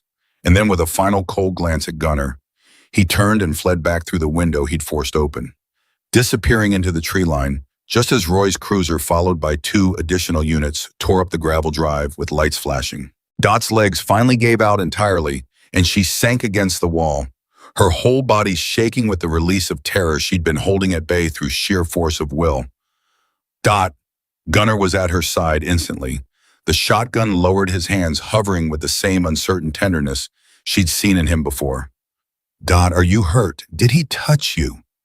I'm fine, she managed, though her voice shook badly. I'm fine, Gunner. You stopped him. Roy burst through this front door moments later, weapon drawn, taking in the scene with rapid, practiced assessment. Mrs. Caldwell, Gunner, is everyone all right? We're alive, Gunner said, still visibly shaking with adrenaline. Slade sent someone. He got in through the back before we even realized what was happening. Roy's face darkened with fury. Sanders was supposed to delay us with a false call about a disturbance 3 miles from here. We figured out the ruse just in time. He gestured for the additional deputies to secure the property. I'm placing a unit here permanently until Slade's arrest is finalized. This can't happen again. Dot, still trembling against the wall, felt Gunner's hand find hers steady despite everything, and for a moment neither of them spoke, simply grateful to still be breathing. It's getting worse, Dot finally said. Isn't it? The closer we get to bringing him down, the more dangerous this becomes. Yes, Gunner admitted, no attempt to soften the truth. But it also means we're close. Slade doesn't send men through windows unless he's genuinely afraid of what happens if he doesn't stop us. The following days passed in a strange, suspended tension. Deputies stationed permanently at the farmhouse, the warrant for Slade's arrest moving through the final stages of judicial approval, while everyone waited breath held for the moment it would finally be executed. Boomer, hidden now in protective custody with his wife and infant daughter, continued providing additional evidence, each new piece deepening the case against Slade Mercer until even Roy admitted the picture forming was worse than anyone had initially suspected. Extortion stretching back years. At least two other business owners forced into selling under threat, a paper trail of shell companies designed to funnel dirty money into seemingly legitimate real estate deals. Through it all, something unexpected began happening inside the farmhouse walls. Something Dot hadn't anticipated amid the fear and danger, but that grew steadily regardless. Gunnar began healing not just physically, though the bruises had faded to yellow-green shadows, and his ribs no longer protested every movement, but something deeper. Something in the careful, guarded way he'd first spoken to her in the woods, slowly giving way to something warmer, more present. He fixed the loose porch step Dot had been meaning to repair for 3 years. He rewired the ancient light fixture in the hallway that had flickered unreliably since Walter's passing. He spent an entire afternoon patiently teaching himself, through nothing but stubborn determination and a library book on basic plumbing, how to fix the leak under her kitchen sink that had defeated 2 previous handymen. "You don't have to keep fixing things," Dot told him one evening, watching him sand down a rough edge on the banister with a focus that seemed to steady something restless in him. "I like fixing things," Gunnar said simply. "Feels good to repair something instead of breaking it for once." Dot studied him, understanding settling over her slowly. "Is that what the club felt like toward the end? Breaking things?" Gunnar's hands stilled on the banister. "Toward the end? Yeah, that's exactly what it felt like." He looked up at her, something vulnerable crossing his tired features. "I keep thinking about the man I used to be before all of this. Before the war changed me, before the club gave me somewhere to put all that broken. I don't even know if I remember how to be him anymore." "Maybe you don't need to be him," Dot said gently. "Maybe you just need to figure out who you're becoming instead." Something in her words seemed to land somewhere deep, and Gunnar was quiet for a long moment processing. "Your grandchildren," he finally said, changing the subject with visible effort. "Marlene mentioned they'd be staying with a cousin a few hours from here, but she said something about bringing them back once things settle. What are they like?" "Loud," Dot said, a genuine smile finally breaking through days of tension. "Impossibly loud and endlessly curious, and they will absolutely climb all over you the moment they meet you if given half a chance." "That sounds terrifying," Gunnar said, though something warm flickered behind his eyes. "It's the best kind of terrifying," Dot said. Marlene returned 2 days later, cautious but visibly softened from her earlier fear, watching Gunnar interact with her mother with an expression that had shifted noticeably from suspicion towards something closer to grudging respect. "The kids want to meet him," she admitted to Dot quietly, while Gunnar helped Roy's deputies reinforce the farmhouse's security measures outside. "Tommy keeps asking about the motorcycle man who's staying with Grandma." "Are you comfortable with that?" Dot asked. Marlene watched Gunnar through the window, his massive frame bent over some task with a deputy, his laugh genuine, unguarded, caring faintly through the glass at something the younger man had said. "I watched him stand in front of an armed intruder to protect you," Marlene finally said. "I think I was wrong about a lot of things when I first walked in here." She paused, something complicated crossing her face. "Mom, is there something happening here between you two?" Dot felt heat rise in her cheeks, a reaction she hadn't experienced in years. "Marlene, he's 40 years younger than I am. It's nothing like that." "I didn't mean it like that," Marlene said gently. "I meant I haven't seen you this alive since before Dad passed.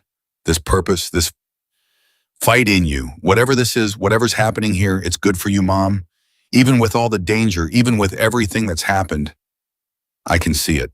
Dot considered her daughter's words, watching Gunnar through the window. The easy way he now carried himself compared to the broken, chained man she'd found in the woods only days earlier. "He needed someone to believe he was still capable of being good," Dot said slowly. "And I think somehow in helping him find that again, I've found something I'd lost too." The call came 3 days later, just past dawn, Roy's voice tight with barely contained tension, when Dot answered. "The warrant's been signed," he said. "We're moving on Slade Mercer this morning. State police are coordinating with us. We've got enough evidence to make this stick." Dot's heart hammered as she relayed the news to Gunnar, watching a complex mixture of relief and lingering fear cross his face. It's finally happening, he said. Roy wants you there, Dot said, for identification purposes, and because Boomer's testimony alone might not be enough if Slade's lawyers try to discredit him. Your account matters too. Gunner's jaw tightened, old fear resurfacing despite everything they'd survived to reach this moment. If I show my face at that arrest, Dot, there's no going back. Every associate Slade has left will know exactly who brought him down. I know, Dot said, but hiding isn't going to protect you either, not really. Not if this doesn't end with him behind bars. Gunner looked at her for a long moment, something resolute finally settling behind his tired eyes. You're right, he said. It's time to finish this. They drove together to the address Roy provided, an isolated property outside town, where Slade conducted what he euphemistically called club business, far from prying eyes. Multiple police vehicles were already converging as they arrived, officers moving with tactical precision, and Dot's stomach twisted with anxiety watching the operation unfold. Stay in the car, Gunner said. Please, Dot. Whatever happens in there, I need to know you're safe. For once, Dot didn't argue. The minutes that followed stretched with agonizing tension. Radio chatter crackling faintly from a nearby cruiser. Dot's hands clenched so tightly in her lap that her knuckles had gone white. Then finally, movement officers emerging from the building, and between them, hands cuffed behind his back. Slade Mercer, his earlier casual confidence replaced with cold, calculating fury, as his eyes swept the scene and landed inevitably on Gunner standing at the edge of the property. This isn't over, Slade called out even as officers pushed him toward a waiting cruiser. You think a badge and some paperwork protects you forever? I have people, Gunner. People who remember exactly who put me here. Then they'll remember exactly what happens to people who chain innocent men to trees and terrorize old women, Gunner called back, his voice carrying a steadiness that surprised even Dot. Slade's eyes narrowed with fury as he was finally loaded into the cruiser, the door slamming shut on whatever final threat he might have offered. Roy approached them moments later, exhaustion and relief mixing across his features. It's done. He's in custody, and with everything Boomer provided combined with your testimony and Ruth Ann's statement, the DA is confident this sticks. Really sticks. Dot felt the tension that had gripped her chest for days finally begin to loosen, though a lingering wariness remained. What about the rest of his organization, Gunner asked. The men still loyal to him. We're working through that, Roy said. Some will scatter now that their leader's gone. Others might try to retaliate, which is why I still want protection on your farmhouse, until we're certain the immediate danger is past. Gunner nodded, but his eyes had already drifted back toward Dot, something profound and grateful settling across his exhausted features. It's really over, he said quietly, more to himself than to either of them. After everything, the chains, the threats, everything Slade tried to take from me, it's actually over. Dot reached for his hand, steady despite everything they'd survived together. Not over, she said gently. Just beginning. There's a difference. Gunner looked at her, understanding dawning slowly across his battered, healing face. And for the first time since she'd found him chained and broken in the quiet of her own woods, something that looked entirely like hope settled permanently into his tired eyes. The relief lasted exactly 4 days. Dot was in her kitchen, hands deep in bread dough, when the phone rang with a call that shattered the fragile peace they'd only just begun to trust. Roy's voice on the other end carried none of the triumph from the arrest, only a flat, grim urgency that made her stomach drop before he'd even finished his first sentence. Mrs. Caldwell, I need you to listen carefully. Slade made bail this morning. The wooden spoon slipped from Dot's hand, clattering against the counter. That's not possible. He's facing extortion charges, attempted murder. His lawyer found a technicality with the arraignment judge, argued flight risk wasn't sufficiently established given his community ties. Roy's voice was tight with barely controlled fury. I fought it. The DA fought it. It didn't matter. He walked out of that courthouse 40 minutes ago. Gunner, who had been repairing the hinge on the barn door outside, appeared in the kitchen doorway at the sound of Dot's sharp intake of breath, his entire body going rigid the moment he read her expression. What happened? Slade's out, Dot said, her voice trembling. He made bail. The color drained from Gunner's face so completely that for a moment Dot feared he might collapse right there in her kitchen. That's not possible. The evidence, the charges, a technicality. Dot repeated Roy's words numbly, still pressing the phone to her ear. Roy, what does this mean? Is he going to come after us again? I don't know, Roy admitted, and the honesty in his uncertainty terrified her, more than any confident reassurance could have. But I'd assume the was until we know otherwise. He's got conditions on his release, no contact with witnesses, no leaving the county, but men like Slade Mercer don't exactly respect the boundaries a judge draws on paper. Gunner's hands had curled into fists so tight his knuckles had gone white. He's going to come for Boomer first. Boomer's the one who handed over the financial records. Slade will consider that the deepest betrayal. I'm already dispatching a unit to Boomer's location, Roy said. But Gunner, I need you to understand something. If Slade's out on bail with nothing left to lose, he's not going to be careful anymore. He's not going to wait for perfect timing or clean opportunities. Desperate men make dangerous choices. The call ended, but the dread it left behind settled over the farmhouse like a physical weight, and Dot found her hands shaking too badly to continue kneading the bread dough still sitting abandoned on the counter. I need to warn Boomer myself, Gunner said, already reaching for his jacket. Roy's deputies might not get there in time. Gunner, you can't just drive out there alone. Dot, if Slade's men get to him before we do, his wife, his daughter.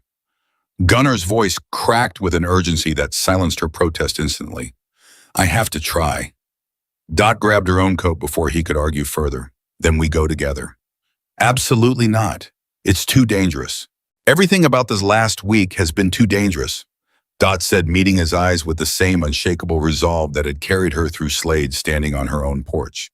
I am not staying here wondering if you're safe while you drive into whatever's waiting out there. Gunner stared at her for a long moment, exasperation and something far deeper, far more protective warring behind his tired eyes. You are the single most impossible woman I have ever met, he finally said. Get in the truck, Dot said, already moving toward the door. They arrived at the modest rental house Boomer shared with his wife and infant daughter to find a scene that stopped Dot's heart cold. A police cruiser already parked crookedly in the driveway, its door hanging open, and Boomer standing on his front porch, his face ashen, his wife clutching their crying baby tight against her chest behind him. Gunner. Boomer's voice cracked with relief the moment he spotted the truck pulling up. Thank God, they were here, 2 of them 20 minutes ago before your sheriff's deputy even arrived. What happened? Gunner was out of the truck before it had fully stopped crossing the yard in long, urgent strides. Is everyone all right? They didn't get inside, Boomer said, still visibly shaking. Sarah saw them coming up the walk. We barricaded the door, called 911. They ran the second they heard sirens in the distance, but Gunner... His voice dropped, terror bleeding through every word. They left something on the porch, a message.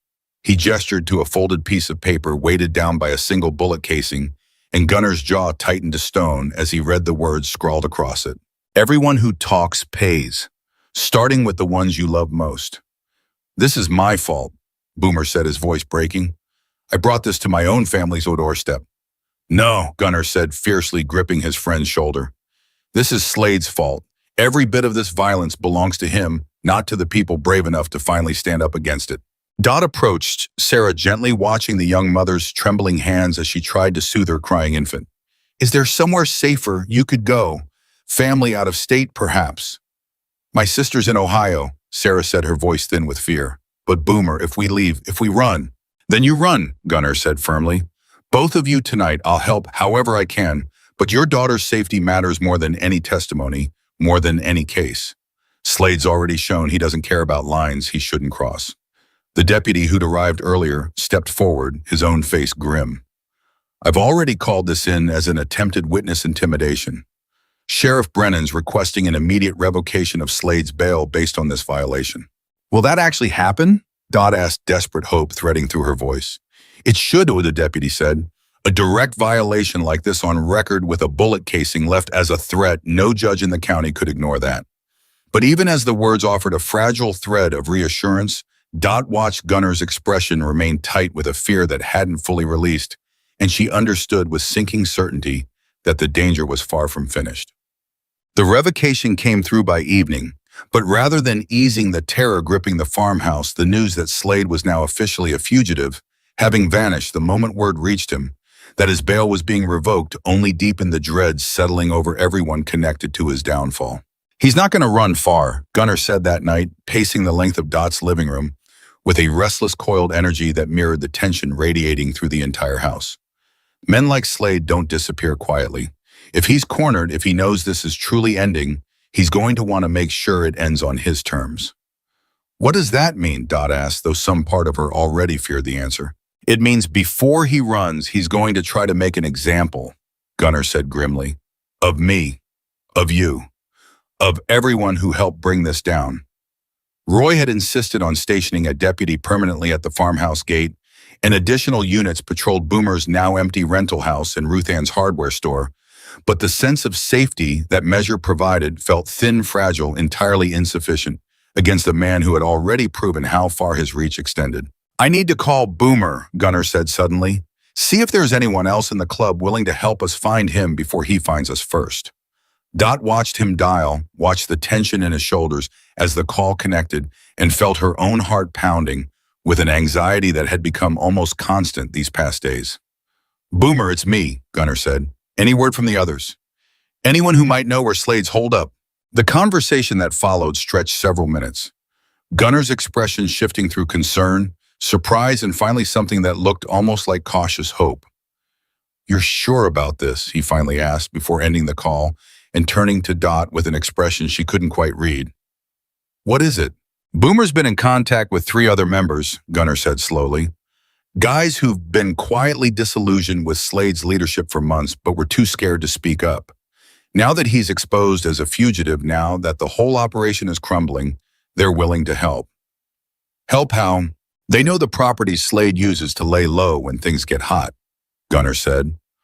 Old family land, unregistered cabins, places that wouldn't show up on any official record. If we can help Roy narrow down where he might be hiding. Gunnar, that's dangerous. If you go looking for him yourself.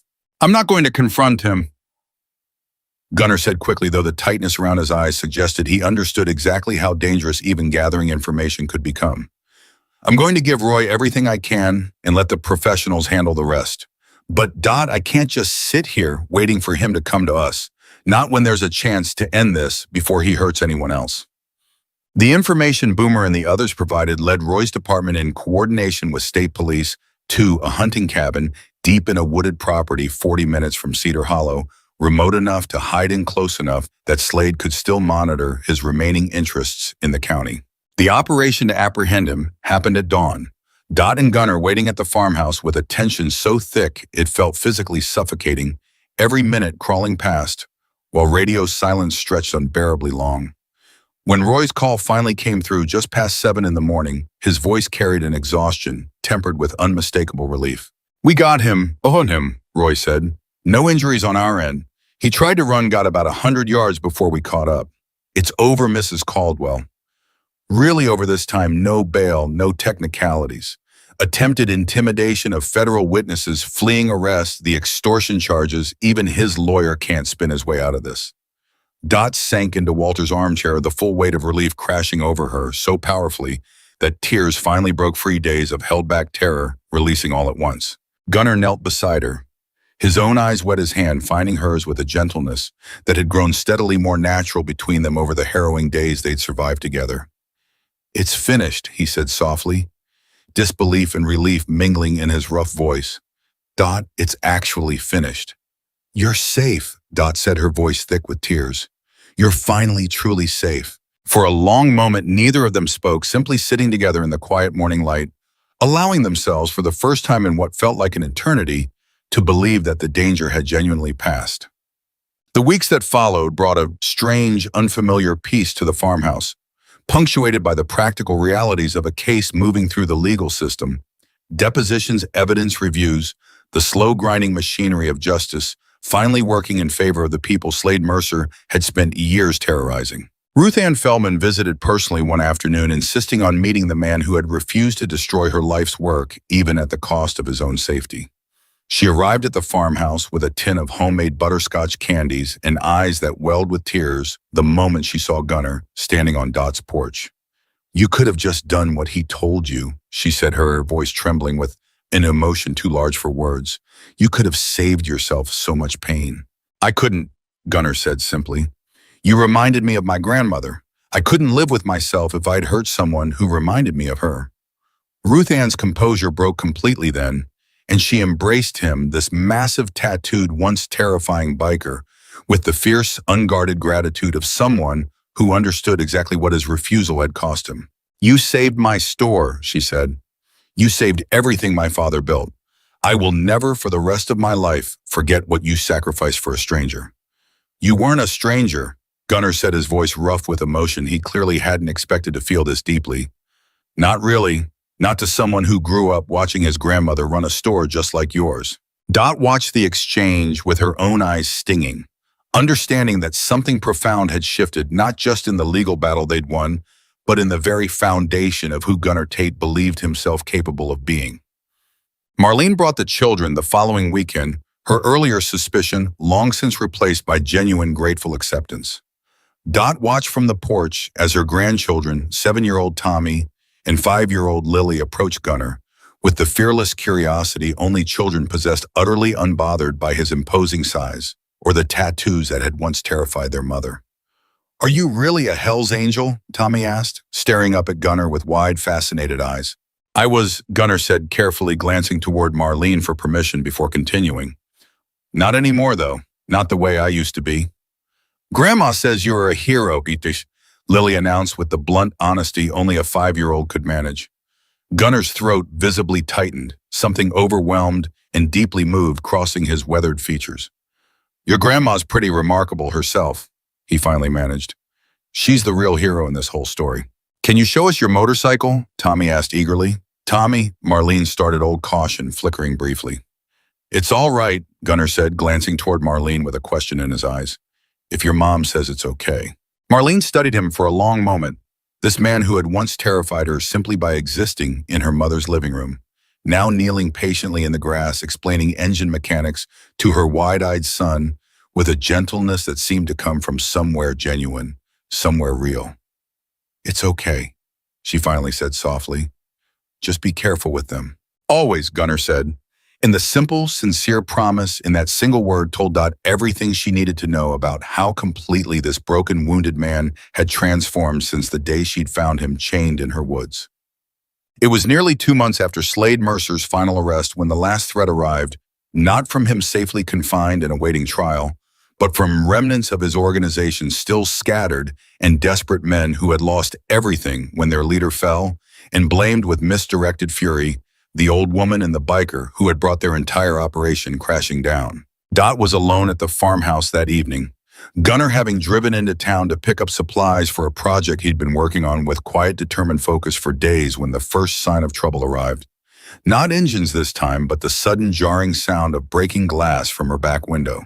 Her heart lurched into her throat as she spun toward the sound, and what she saw sent pure ice through her veins. 2 men, faces partially obscured, climbing through the shattered window with the kind of grim, focused purpose that promised nothing good. "Mrs. Caldwell," the taller of the two, said, his voice carrying none of Slade's earlier theatrical menace, only a flat, desperate anger that felt somehow more dangerous. "You cost us everything. Our club, our brothers, everything we built." "I didn't cost you anything," Dot said, backing toward the front door even as her mind raced through every possible option.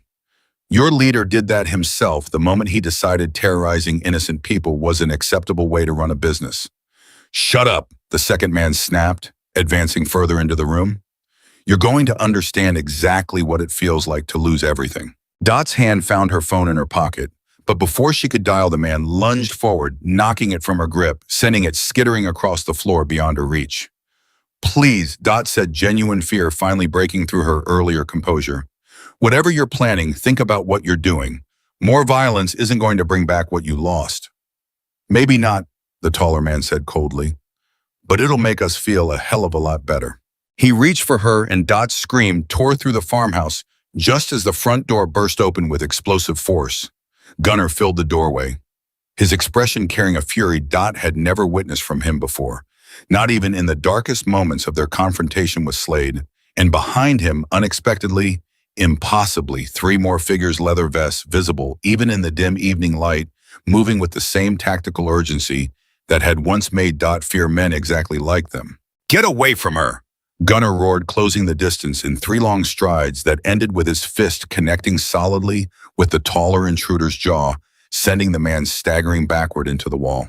The second intruder lunged toward Gunner, but Boomer Dot recognized him instantly, despite having only spoken with him briefly weeks earlier, intercepted the attack, wrestling the man to the ground with brutal, practiced efficiency, while the two other bikers moved to secure the room, checking for additional threats, with a coordinated precision that spoke to years of experience navigating exactly this kind of danger.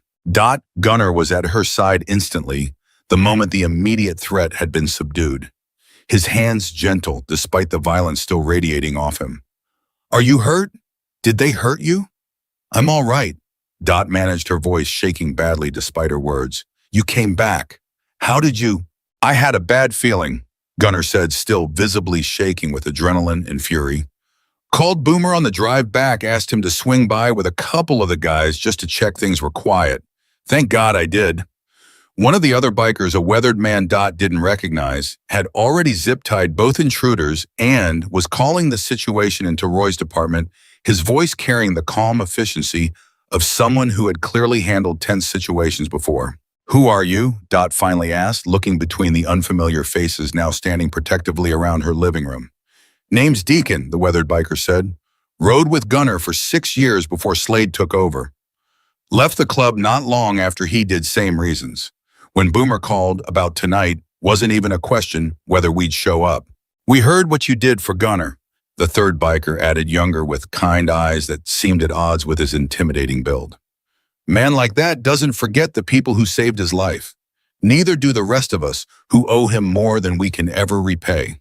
Dot looked between them. These men who wore the same leather carried the same intimidating presence that had once made her fear Gunner in those first terrified moments in the woods, and felt something profound settle in her chest, understanding finally and completely that the patch on a vest had never determined the character of the man wearing it.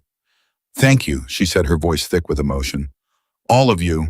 I don't know how to properly thank you for what you just did." "You already did," Deacon said simply, "the moment you knelt down beside a chained man in these woods instead of walking away." Roy arrived within minutes, taking both intruders into custody with a grim satisfaction that suggested this final piece of Slade's crumbling organization would soon face consequences of its own. "This should be the last of it," Roy said once the intruders had been loaded into a cruiser and driven away. "With Slade's trial approaching and now this attack on record, I don't think there's anyone left brave or foolish enough to try anything further." Gunner remained close beside Dot long after Roy had departed, his hand still gentle against her back, his expression carrying a protective fierceness that had only deepened since the moment danger had touched her directly. "I almost lost you tonight," he said quietly once they were finally alone. "If I hadn't had that feeling, if I hadn't called Boomer—" "But you did," Dot said gently. "You came back. You saved me, Gunner, just like I once." "You saved me first—" Gunner interrupted, his voice thick with an emotion he no longer bothered hiding. "You saved me when you had every reason to walk away and leave me chained in those woods. Everything since then, everything good that's happened since all of it started, because you chose kindness when fear would have been so much easier." Slade Mercer's trial began 3 weeks later, and the evidence assembled against him. Boomer's financial records, Ruth Ann's testimony, Gunner's account of the beating and the chains, the attempted intimidation of witnesses, the final desperate attack on Dot's own home proved overwhelming. The jury deliberated less than 4 hours before returning a verdict that would keep Slade Mercer behind bars for the rest of his natural life. Dot sat in the courtroom gallery beside Gunner, Marlene and Roy watching as the verdict was read, feeling the profound, almost physical release of a fear that had gripped Cedar Hollow for years, without most residents even fully understanding its source. Outside the courthouse afterward, reporters gathered eager for statements from the woman whose extraordinary courage had helped bring down an operation that had terrorized the county in ways few had truly understood. "Mrs. Caldwell," one reporter called out, "what made you decide to help a complete stranger knowing the danger involved?"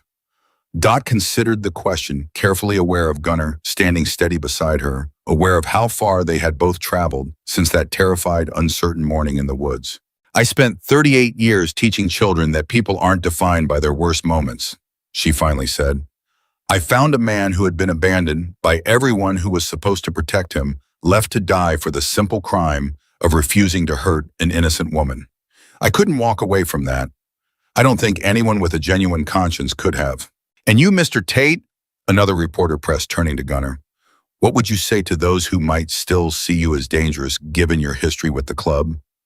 Gunnar was quiet for a long moment, his eyes finding dots before he answered. I'd say the most dangerous thing that ever happened to me was believing I didn't deserve a second chance, he said. This woman proved me wrong. I hope my story proves the same thing to anyone else out there who's convinced themselves they're too broken to be saved. Life at the farmhouse settled into something Dot hadn't dared hope for during those terrifying early days, a genuine, unhurried peace built on the foundation of everything they'd survived together. Gunnar stayed on not as a temporary guest recovering from injury, but as something that had grown into family in ways neither of them had fully anticipated. He completed the renovation project he'd been quietly working on for weeks, and when he finally revealed it to Dot one crisp autumn afternoon, she found herself moved to tears at the sight of it. Walter's old workshop, long neglected since her husband's passing, restored and reorganized, every tool cleaned and hung with careful precision. A small, handwritten sign above the door reading, simply Caldwell and Tate. I thought maybe, Gunnar said, uncharacteristically nervous, if it's all right with you, I could keep helping around the property. Officially, I mean. Not just as someone recovering, but as someone who actually belongs here. Gunnar, Dot said, her voice thick with emotion. You've belonged here since the day I found you in those woods. This is your home too, if you want it to be. Marlene's children had taken to calling him Uncle Gunnar, without any prompting, a title he wore with a quiet, humbled pride that had transformed him almost unrecognizably from the broken hollow man Dot had first discovered chained to a tree. Boomer and Deacon visited regularly along with several other former club members who had chosen following Slade's downfall to leave the darker path entirely and rebuild their lives around something closer to the brotherhood they'd originally sought when they'd first joined men who understood loyalty not as blind obedience to a dangerous leader, but as genuine care for one another and for the community around them. Together, they organized a charity ride the following spring, raising funds for veterans struggling with the same invisible wounds that had once driven Gunnar into darkness, proceeds going toward counseling services and support programs for men and women who had served their country only to find themselves lost and unsupported once they returned home. Ruth Ann's hardware store became something of an unofficial headquarters for the growing group, the elderly shop owner delighting in feeding the reformed bikers homemade pie every time they gathered, treating each of them with the same warm, unconditional acceptance that had first drawn Gunnar to protect her. On a quiet evening, nearly a year after Dot had first knelt beside a chained, broken stranger in her own woods, she sat on her porch watching Gunnar teach Tommy and Lily how to properly check tire pressure on an old motorcycle he'd restored specifically for moments exactly like this one, their laughter carrying warm and unguarded across the yard. Marlene settled into the chair beside her mother, watching the same scene with an expression that had transformed completely from the fear and suspicion of that first terrified encounter. I keep thinking about how close I came to convincing you to send him away that first day, Marlene said quietly. If I'd succeeded if you'd listened to my fear instead of your own judgment. But I didn't, Dot said gently, and look what we would have lost if I had. Marlene watched her children's delighted laughter, watched the patient, protective way Gunnar guided them through each step, and felt her own eyes grow wet with an emotion too complex for simple words. He's part of this family now, Marlene said, genuinely, completely part of it. I don't think I ever imagined saying that about the man I once wanted arrested the moment I walked into your kitchen. People change, Dot said. When someone finally believes they're capable of being more than their worst moment, remarkable things can happen. Gunnar glanced up from the motorcycle, catching Dot's eye across the yard, and something passed between them.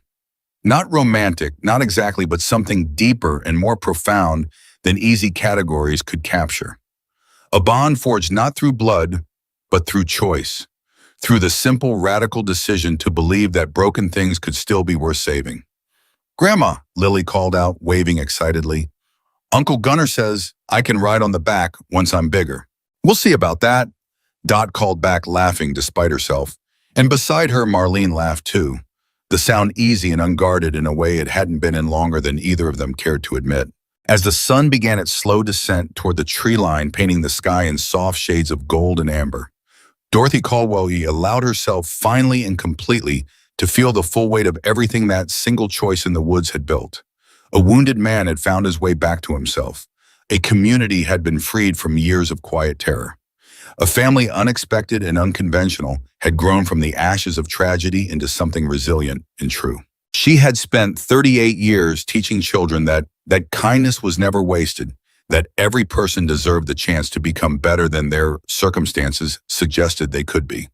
She had believed it with her whole heart, standing in front of countless classrooms over countless years. But she had never truly understood the full power of that belief until the morning she knelt in the dirt beside a chain-broken stranger and chose compassion over fear. Gunnar Tate had once been a man the world had already decided to give up on, beaten, abandoned, left to die by the very Brotherhood that was supposed to protect him. Yet within him had always lived a soul capable of extraordinary loyalty, extraordinary courage, extraordinary love, waiting only for someone brave enough to see past the leather and the tattoos and the fear his appearance inspired. Dorothy Caldwell had been that person, and in choosing to save him, she had ultimately saved herself too, from the quiet, lonely grief that had settled over her life since Walter's passing, from the fear that had nearly convinced her to walk away that first terrifying morning in the woods. Some acts of kindness ripple outward in ways no one can fully predict, touching lives far beyond the single moment of courage that set them into motion. A hardware store saved, a corrupt empire dismantled, a community freed from years of hidden terror, a family expanded in ways no one could have imagined. And at the center of it all, one simple, unshakable truth remained carried forward now by everyone whose lives had been touched by what began as a single act of compassion in a quiet Tennessee forest. No one is ever truly beyond saving. And sometimes the smallest acts of courage, a hand extended instead of withdrawn, a door opened instead of closed, a choice to see humanity where the world insists on seeing only monsters, can change not just one life, but every life that follows in its wake. Dorothy Caldwell never set out to be a hero. She simply refused to walk away from someone in pain. And in the end, that single unwavering choice became the greatest legacy of her life.